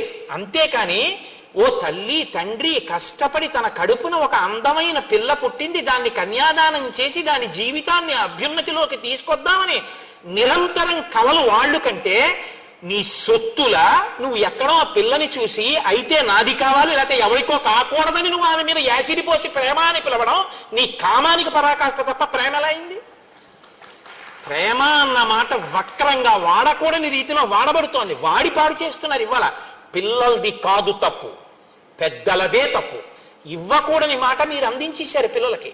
వాడు ఆ మాట వాడుతున్నాడు. నేను కామించానని చెప్పండి వాడిని. మరి చెప్పలేడు, సిగ్గుపడతాడు. కామించడం అంటే ఏమిటో తెలుసా అండి? కోరడం, నాకే దక్కాలని అడగడం, దక్కకపోతే వ్యగ్రత కలగడం, దానికి కామం అని పేరు. అందుకే కామం పక్కన చెల్లెలు క్రోధం ఉంటుంది. ఎప్పుడు తీరితే తృప్తి, తీరకపోతే కోపం, రెండు ఉంటాయి. ప్రేమ అలా కాదు. వాడు చూశాడు సంతోషం, చూడలేదు సంతోషం, రెండిటికి ఆశీర్వచనమే. ప్రేమని పట్టుకెళ్ళి కామం దగ్గర ప్రేమ వాడతావా? నువ్వు వాడి ఎన్ని లక్షల కుటుంబాల్లో అగ్నిహోత్రం పోసేసావు. నేను అందుకే మనవి చేస్తున్నాను, రచయితలు తమ బాధ్యతలు గుర్తించవలసి ఉంటుంది. చేతికి కలం ఉందని ఇష్టం వచ్చినట్టు పదాలు వాడి యువతరాన్ని పాడు చేసే అధికారం ఎవరికి లేదు. నేను ఈ మాట అంటే నాకు ఒక సినీ రచయిత ఫోన్ చేశాడు ఒకప్పుడు. కోటేశ్వరారు మీరు అన్న మాటలు నా హృదయాన్ని తాకి, నేను కొన్ని చాట్ల రాశాను, నన్ను మీరు క్షమించండి అన్నాడు. నేను ఎంత సంతోషించానో నిజంగా. ఆయన ఉదారుడు, సంస్కృతి ఉన్నవాడు. నేను చాలా సంతోషించాను. తప్పు చేయడం గొప్ప కాదు, తప్పు దిద్దుకోవడానికి సిద్ధపడడం గొప్ప. కాబట్టి ఆ తల్లి సీతమ్మ అంటోంది, అమ్మా యావృత్తిం వర్తతే రామ కౌసల్యాయాం మహాబల తమేవ నృపనారీణాం అన్యాసామపి వర్తతే. నా భర్త ఎంత గొప్పవాడో తెలుసా అమ్మా? ఎప్పుడైనా దశరథ మహారాజు గారు తన భార్య అయినటువంటి కౌసల్య, సుమిత్ర, కైకేయిని ఎంత ప్రేమగా చూసుకుని ఈ పిల్లలు పుట్టడానికి వాళ్ళని క్షేత్రములుగా స్వీకరించాడో, ఆ కన్న తల్లి అయినటువంటి కౌసల్యాదేవి పట్ల ఎటువంటి ప్రేమ చూపిస్తాడో, ఆమెను క్షేత్రముగా రాముడు పుట్టాడు. కానీ తను పుట్టకపోయినా వారి కడుపుల యందు తండ్రి గారికి క్షేత్రములు కనుక, తండ్రి గారి భార్యలు కనుక, తండ్రి గారి భార్యలన్న కారణం చేత కౌసల్యని ఎలా గౌరవించాడో మిగిలిన రాణుల్ని కూడా నా భర్త అంత తల్లి రూపంగా గౌరవించాడమ్మా. అంత గొప్పవాడు నా భర్త. సగృదృష్టాస్వపి స్త్రీషు నృపేణ నృపవత్సగపు చూపులతో చూసి భార్యాస్థానంలో నించోపెట్టాడో వాళ్ళ యొక్క అందాల్ని మా రాముడు ఎప్పుడూ చూడలేదు. ఇంత అందగత్తె కాబట్టే మా నాన్నగారికి రాణి కాగలిగింది అన్న మాట అనలేదు. ఈమె మా తల్లిగారు కాబట్టి నా చేత నమస్కారం అన్నాడు. ఇది రాముని యొక్క సౌశీల్యం. నాకు తల్లి అరణ్యానికి బయలుదేరేటప్పుడు మా అత్తగారు కౌసల్య చెప్పింది, ఆగచ్చత్యాంశ్చ విజనం వనమేవం భయావహం సమాహితం మే శ్రశ్వాచ హృదయే తద్ధృతం మహత్. నేను అరణ్యానికి వచ్చేటప్పుడు మా అత్తగారు భర్తతో ఎలా ప్రవర్తించాలని చెప్పిందో అవన్నీ నా మనసులో ఉన్నాయమ్మా. ఒక అత్తగారి పట్ల ఎంత గౌరవంతో కోడలు మాట్లాడాలో రామాయణం మనకి నేర్పుతుంది. అందుకే మీతో నేను మనవి చేసింది, ధర్మశాస్త్రాలు స్మృతులు వేదం ఇవాళ చదవగలవా అంటే పక్కన పెట్టండి, రామాయణ కావ్యం చదవండి. అన్నిటి సారాంశం అది, ఏదో ఒక బ్రహ్మణం మీకు నేర్పుతుంది. ప్రవర్తన ఎక్కడ ఎలా ఉండాలో మనకి నేర్పుతుంది. అత్తగారు చెప్తే సరిపోయిందా? ఆడపిల్ల, ఈడపిల్ల కాదు, ఇక్కడ పుట్టిన పిల్ల ఇంకో వంశాన్ని ఉద్ధరించడానికి ఎడుతుంది వాళ్ళ ఇంటికి. ఆ పిల్ల అక్కడ ఐశ్వర్యాన్ని వృద్ధి చేయడానికి, ఆ వంశాన్ని వృద్ధి చేయడానికి ఇక్కడ శిక్షణ ఇవ్వబడాలి. తల్లి ఏం చెప్పింది సీతమ్మకి మరి? ప్రాణిప్రదాన కాలేచ యత్ పురాత్వగ్ని సన్నిధౌ అనుశిష్టా జనన్యాస్మి వాక్యం తదపి మే ధృతం. అమ్మా, మా అమ్మ ఉందే, ఆవిడ అమ్మ అంటే ఆవిడ అయోనిజ, కానీ జనకని జ్యేష్ఠపత్ని. మా అమ్మ నేను పుట్టింట్లో ఉన్నప్పుడు అత్తవారింట్లో ఎలా ఉండాలో నాకు నేర్పింది. అది ఎక్కడ వరకు నేర్పిందో తెలుసా అమ్మ? పెళ్లి చేస్తున్నప్పుడు, అగ్నిహోత్రం జరుగుతున్నప్పుడు కూడా నువ్వు నీ భర్తని అనుగమించాలి, అత్తమామల్ని గౌరవించాలి చెప్తూనే ఉంది. ఎక్కడి వరకు? పురాత్వగ్ని సన్నిధౌ, అగ్ని సన్నిధిలో కూడా పాణిప్రదాన కాలేచ, నా చెయ్యి రాముడి చేతిలో పెడుతున్న సుముహూర్త సమయంలో కూడా మీ ఇద్దరూ కలిసి బతకాలి, అతన్ని అనుగమించు, అతని మనసు నీ మనసు ఒకటి కావాలి తప్ప ఎన్నడూ మీ ఇద్దరూ రెండుగా ఉండకూడదు, ఒకటిగా బతకండి అని 1కి 10 మాటలు మా అమ్మ నాకు నేర్పిందమ్మా. అటువంటి తల్లి దగ్గర శిక్షణ పొందానమ్మా నేను. తన కీర్తి ఎక్కడి నుంచి వచ్చిందో నేర్పుతోంది. పరోక్షంగా అనసూయమ్మ సీతమ్మ ఈ జాతికి నేర్పుతున్నారు. ఒక ఆడపిల్ల అత్తవారింట్లో ఎలా బతకాలో నేర్పవలసిన బాధ్యత తల్లిదండ్రులది. అయిందానికి కాందానికి జోక్యం చేసుకుని ప్రతిదానికి అత్తవారింటి విషయాలు కనుక్కుని వాళ్ళ నుంచి ఆడపిల్లని వేరు చేసే ప్రయత్నం పుట్టింటి వారు చెయ్యకూడదు. అక్కడ అత్తిపోయేటట్టుగా తల్లిదండ్రులు నేర్పాలి. ఇది నాకు నా తల్లి నేర్పింది. పాణిప్రదాన కాలేచ యత్పురాత్మగ్ని సన్నిధౌ అనుశిష్టా జనన్యాస్మి వాక్యం తదపి మే ధృతం. నన్ను బాగా మీరు అర్థం చేసుకోండి. నేను ఎవరినీ తక్కువ చేయట్లేదు, ఎవరినీ ఎక్కువ చేయట్లేదు. పురుషుడు ఎక్కువ కాడు, స్త్రీ తక్కువ కాదు. అసలు ఆ మాటకు వస్తే నా మొదటి నమస్కారం ఆడదానికి. ఎందుకంటే తల్లి జన్మ ఇచ్చింది కాబట్టి ఈ శరీరం ఉంది. నేను చెప్పడం ఏంటంటే శాస్త్రాలు చెప్పాయి, పురుషుడు నేల మీద పడి నమస్కారం చేయాలి, ఆడది అలా పడక్కర్లేదని చెప్పారు. ఎందుకు పడక్కర్లేదని అడిగారు. ఏ స్థానంలోంచి నువ్వు జన్మ పొందావో, ఏ 2 స్థానముల దగ్గర బతికుండడానికి పాలు తాగావో ఆ 2 గౌరవింపబడాలి, అవి నేలని తగలక్కర్లేదన్నారు. అందుకే ఆడది నేల మీద పడి నమస్కారం చేయదు. ఆడదానికి శాస్త్రాలు అంత పెద్దపీట వేసి గౌరవించేయి. నేను గౌరవించడం ఏంటి? శాస్త్రం నమ్మాను కాబట్టి నేను గౌరవిస్తున్నాను. కాబట్టి స్త్రీకి సనాతన ధర్మంలో, స్మృతిలో, శాస్త్రంలో వేసినంత పెద్దపీట బహుశా ఎక్కడా ఎవ్వరూ వేయరు. నీకు చేత కాకపోతే, నువ్వు పురాణం చదవకపోతే, నువ్వు కావ్యాలు చదవకపోతే నీకు ఇంకోలా కనపడచ్చు, నువ్వు చదివితే ఆ మాట నువ్వు అనలేవు. కాబట్టి సీతమ్మంది, అమ్మ నాకు నేర్పిందమ్మా మా అమ్మ, నవీకృతంతు తత్సర్వం వాక్యైస్తే ధర్మచారిణి పతి శుశ్రూషణాం నార్యా తపో నాణ్య విధీయతే. అమ్మ నాకు ఒక విషయం బాగా తెలుసు. ఏమిటో తెలుసా? అసలు ఆడది ప్రత్యేకంగా తపస్సు అనేటటువంటిది వేరే చెయ్యక్కర్లేదు. ఎందుకో తెలుసా? ఆయన గాయత్రి చేసుకోవాలి, సంధ్యావందనం చేసుకోవాలి. ఆయన సంధ్యావందనానికి స్నానం చేశాక నీళ్ళెట్టింది, అయిపోయింది ఆవిడ తపస్సు. ఆయన చేసిన గాయత్రిలో సగం ఈవిడికి వేసేశారు. ఆయన జపం చేసుకుని వచ్చి భోజనానికి కూర్చున్నాడు, ఆయనకి అన్నం వండి పెట్టింది, ఆయన చేసిన పూజలో సగం ఈవిడికి వేసేశారు. ఆయన ఓ దేవాలయం కట్టడానికి విరాళం ఇచ్చాడు, అందులో సగం ఆవిడికి వేసేశారు. అందుకే ధర్మపత్ని సమేతస్య అంటే చాలు పడిపోయింది, అనకపోయినా పడిపోతుంది. ఎందుకో తెలుసా అండి? అలా ఓ దేవాలయం కట్టడానికి విరాళం ఇవ్వడానికి కావలసిన రీతిలో ద్రవ్యాన్ని ఆర్జన చెయ్యడానికి, పురుషుడు తిరగడానికి కావలసిన బలాన్ని సంతరింపజేయడానికి వంట చేసి పెట్టింది ప్రేమతో. కాబట్టి సగం ఫలితం ఆవిడికి వేశారు. కాబట్టి అమ్మా, ఆడదానికి తపస్సు అంటే భర్తని సంతోషంగా ఉంచడమే. ఇది లోకంలో ఎందుకు చెప్పారో తెలుసా అండి ఇంత గొప్ప మాట? భర్తకి శాంతి స్థానం భార్య, భార్యకి శాంతి స్థానం భర్త. బయట ఎన్ని ఇబ్బందులు కలగనివ్వండి, భార్య సంతోషంగా పలకరిస్తే ఆయన సంతోషిస్తాడు.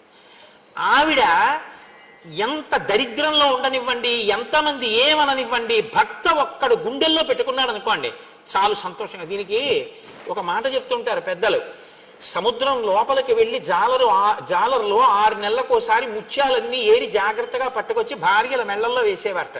ఒక జాలరి వెళ్ళేవాడు కాదుట. ఆ ఒడ్డున ఉన్నటువంటి నత్తగుల్లలన్నీ ఏరి శంఖాలు ఏరి దండలు గుచ్చి భార్య మెడలో వేశాడు. ఇన్ని నగలు వేసినటువంటి వాళ్ళకన్నా నత్తగుల్లలను శంఖాలు వేసుకున్నటువంటి ఈవిడలో ఎక్కువ తేజస్సు ఉండేదిట. ఎందుకని అడిగారట. రోజు మా ఆయనకి నేను ఎదురుగుండా ఉండి కనపడి నా ముఖం చూస్తే ఆయన సంతోషిస్తారు, ఇంతకన్నా ఏం కావాలి?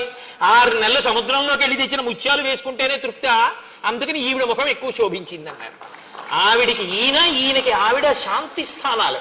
ఆ శాంతి పాడు కాకుండా చూడాలి. కొత్తదనం శాంతి పాడవడానికి కారణం. ఎంతో కలిసి ఉంటాయి కుటుంబాలు.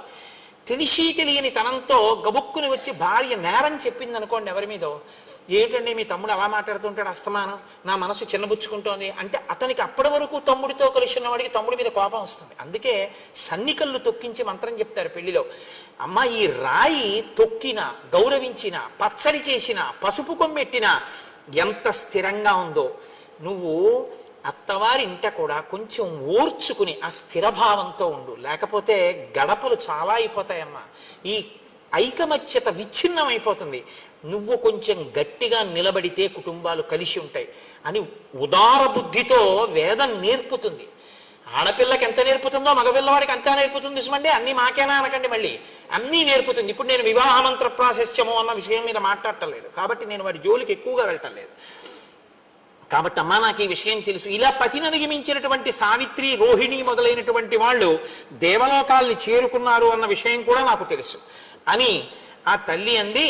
అమ్మా నేను చాలా సంతోషించానంటే అనసూయమ్మంది, కింతే కరవాణి బ్రవీహిమే, నీకు ఒక వరం ఇద్దాం అనుకుంటున్నాను, ఏం వరం కావాలో కోరుకో, నీ మాటలకి సంతోషించాను సీతమ్మ అంది.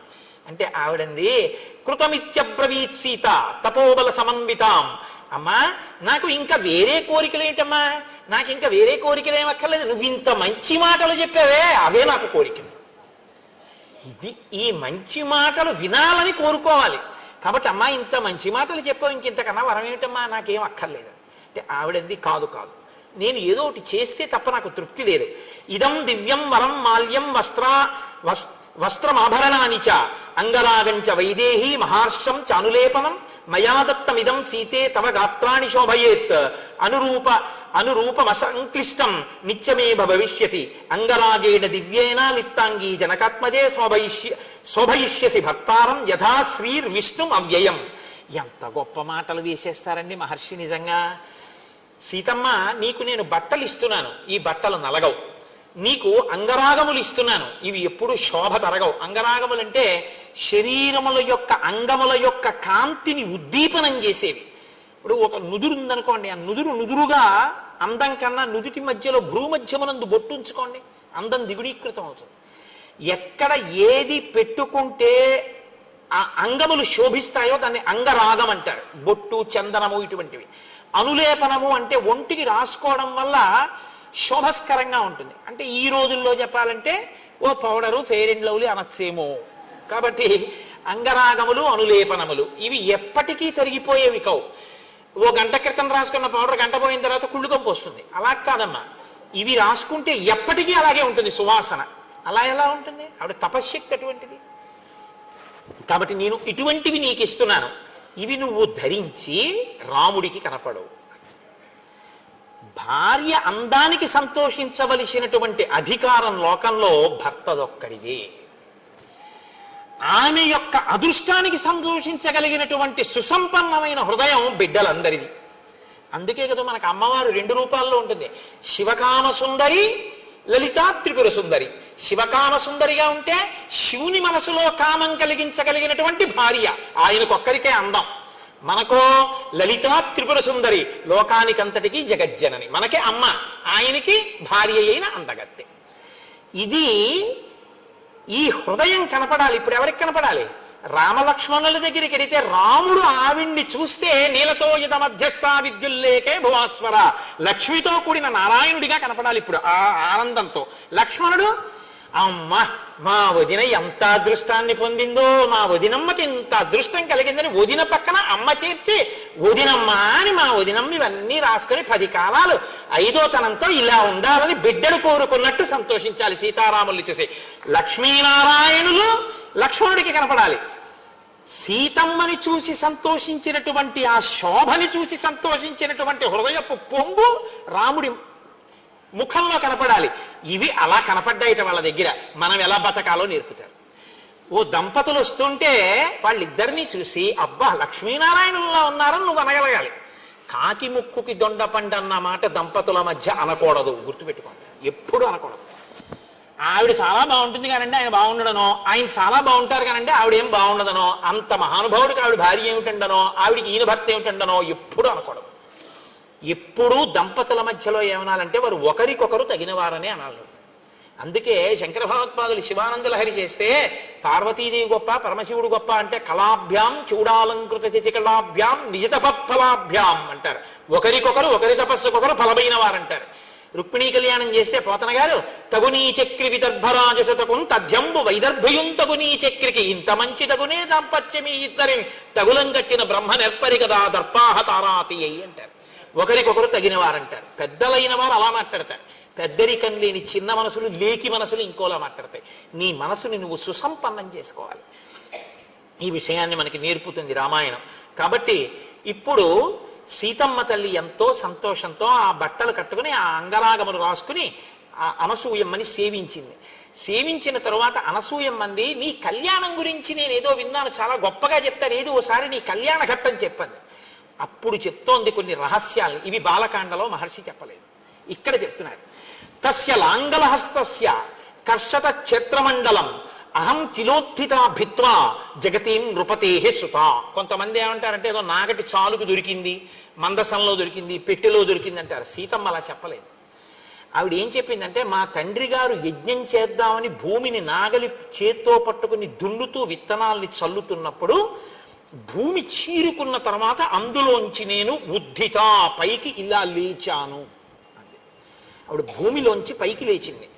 సమాం దృష్ట్వా నరపతి ముష్టి విక్షేప తత్పర పాంసు కుంఠిత సర్వాంగీం జనకో విస్మితో భవత్. చేతిలో విత్తనాలు పట్టుకు తల్లుతున్న మా తండ్రి నాగటి చాలు ఆ గాడిలోంచి ఇలా పైకి లేచినటువంటి నా ఒళ్ళంతా మట్టితో ఉంటే గబగబా వచ్చి బిడ్డలు లేని జనకుడు నన్ను తీసుకుని ఒళ్ళో కూర్చోపెట్టుకున్నాడు. కూర్చోపెట్టుకుని మనసులో నన్ను కుమార్తెగా భావన చేశాడు. అనపత్యేన చ స్నేహాత్ అంకమారోప్య చ స్వయం మమేయం తనేయత్యుక్త్వా స్నేహోమయి నిపాతిత. నన్ను స్నేహంతో సంతోషంగా నన్ను కుమార్తెగా చూసి ఒళ్ళో కూర్చోపెట్టుకున్నాడు. కూర్చోపెట్టుకోగానే ఈమె ఆయన కుమార్తె ఏనా దొరికింది తప్ప అయోనిజ. అయోనిజ నరకాంత కాదు కదండి. సీతమ్మ నరకాంత కాదు, స్పష్టం. నరకాంత అయితే నరుడికి జన్మించాలి, నరుడికి జన్మించలేదుగా. అయోనిజ కాబట్టి నరకాంత మాత్రం కాదు. నరకాంత మాత్రం కాదు కాబట్టి యోని సంభవ కాదు కాబట్టి దేవతాకాంత. ఇప్పుడు ఈమె నాకు కూతురు అని నేను ఎలా చెప్పాలి సమాజంలో అంటే అశరీరవాణి పలికిందిట పైనుంచి. అంతరిక్షేచవాగుప్త అప్రతిమా మనుషీకిల ఏవమేతన్నరపతే ధర్మేణ తనయాతవా. ఈమె నరకాంత కాదు, ఈమె అయోనిజ. అయినా నీకే దొరకాలని నాగటి చాలు పెట్టి దున్నుతున్నప్పుడు భూమిని చీల్చుకుని భిత్వా అన్నారు. భూమిని చీల్చుకుని ఉద్ధిత పైకి లేచి నీకు కనపడి నీ ఒడి చేరింది కాబట్టి ఆమె నీకే దొరకాలని దొరికింది కాబట్టి ధర్మము వలన నీకే కుమార్తె. జనకునికి దొరికింది కాబట్టి జానకి అని నువ్వు పిలవచ్చు అన్నారు. అందుకునమ్మా నేను జనకుడికి కూతురుని అయ్యాను తప్ప ధర్మంలో నేను వీరికి కూతురునని చెప్పడం కుదరదు అంటే అన్యాపదేశంగా చెప్పేసింది. అసలు నేను నరకాంతన కాను, నేనే శ్రీ మహాలక్ష్మిని. తత ప్రహృష్టో ధర్మాత్మా పితామే మిథిలాధిప అవాప్తో విపులాం బుద్ధిం మామవాప్య నరాధిప. మా నాన్నగారు చాలా సంతోషంగా నన్ను తీసుకెళ్లి పెంచి పెద్ద చేశారు. మా అమ్మగారు కూడా సంతోషించారు. కానీ మా నాన్నగారు ఎక్కడ బెంగ పెట్టుకున్నారో తెలుసా అమ్మ?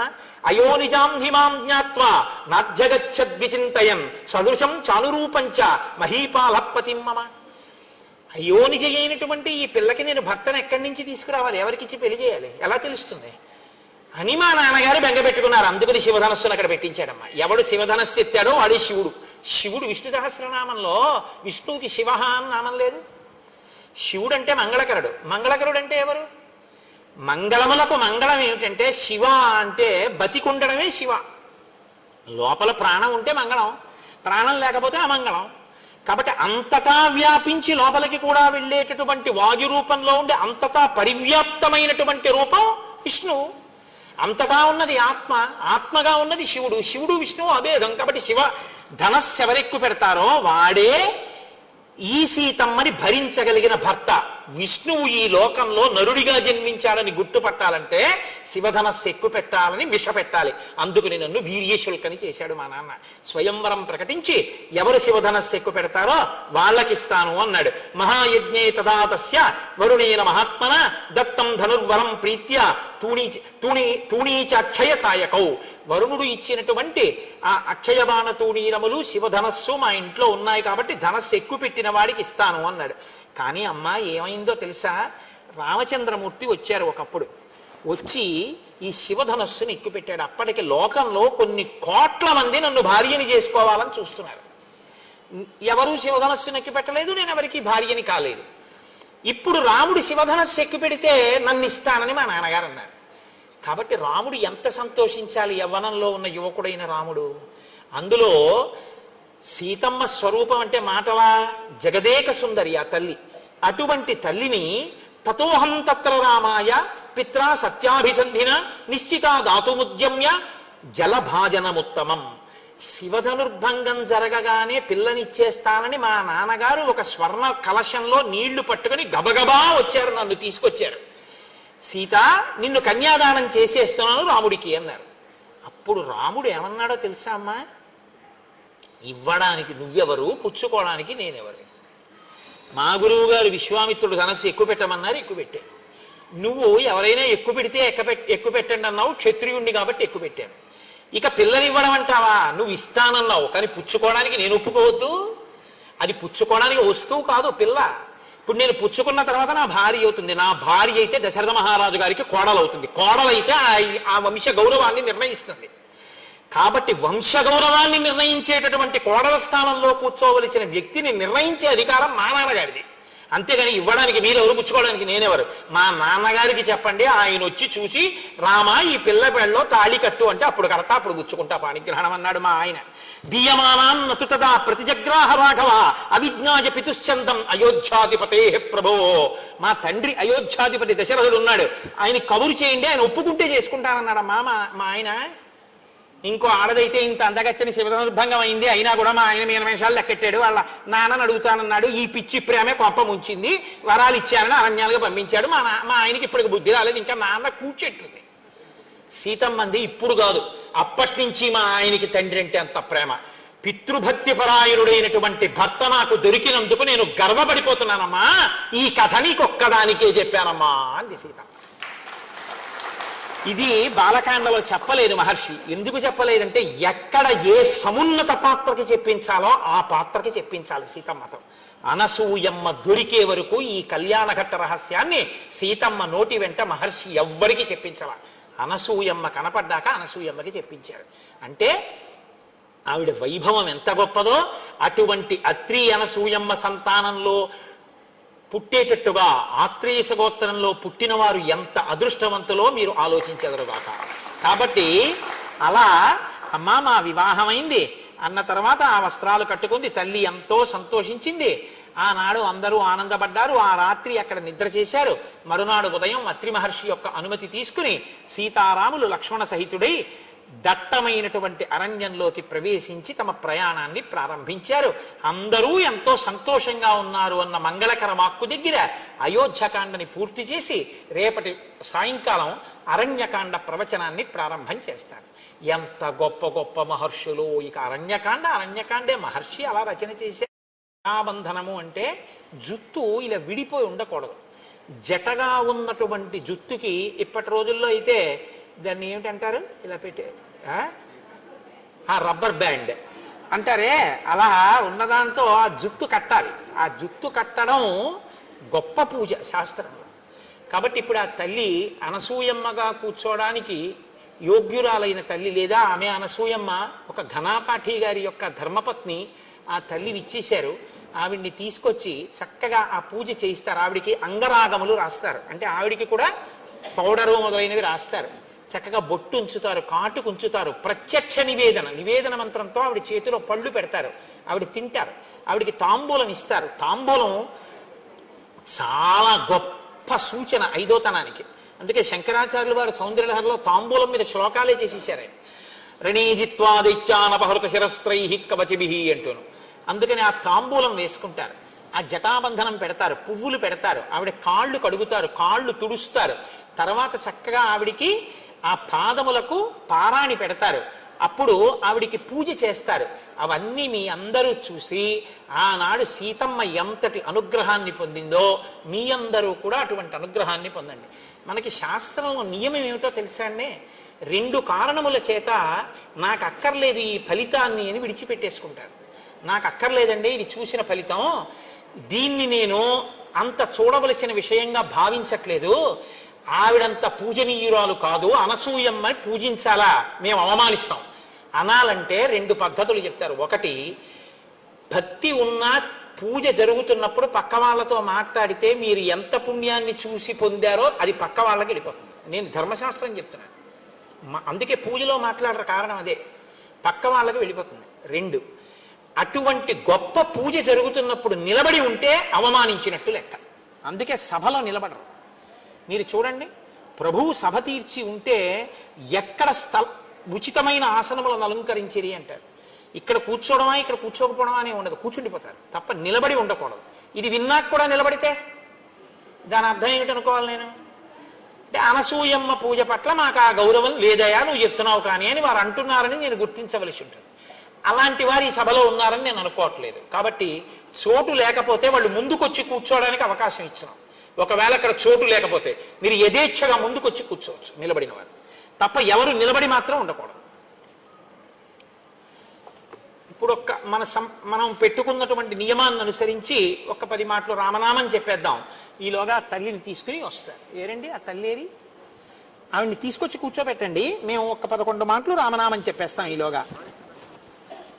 మంగళ వాయిద్యమా? అయితే 1 నిమిషం ఆగండి, నేను రామనామం చెప్పాక చెప్తా. కోరి కొలిచిన వారికెల్లను కొంగు బంగారు రామనామము, రామనామము రామనామము రమ్యమైనది రామనామము, వాద భేదాతీతమగు వైరాగ్యమే శ్రీరామనామము, రామనామము రామనామము రమ్యమైనది రామనామము, ఆంజనేయుని వంటి భక్తులకు ఆశ్రయము శ్రీరామనామము, రామనామము రామనామము రమ్యమైనది రామనామము, నీలమేఘ శ్యామలము నిర్మలము శ్రీరామనామము, రామనామము రామనామము రమ్యమైనది రామనామము, జానకీ హృత్కమలమందున అలరుచున్నది రామనామము, రామనామము రామనామము రమ్యమైనది రామనామము, 3 నదులను దాటు వారికి మోక్షలక్ష్మియ రామనామము,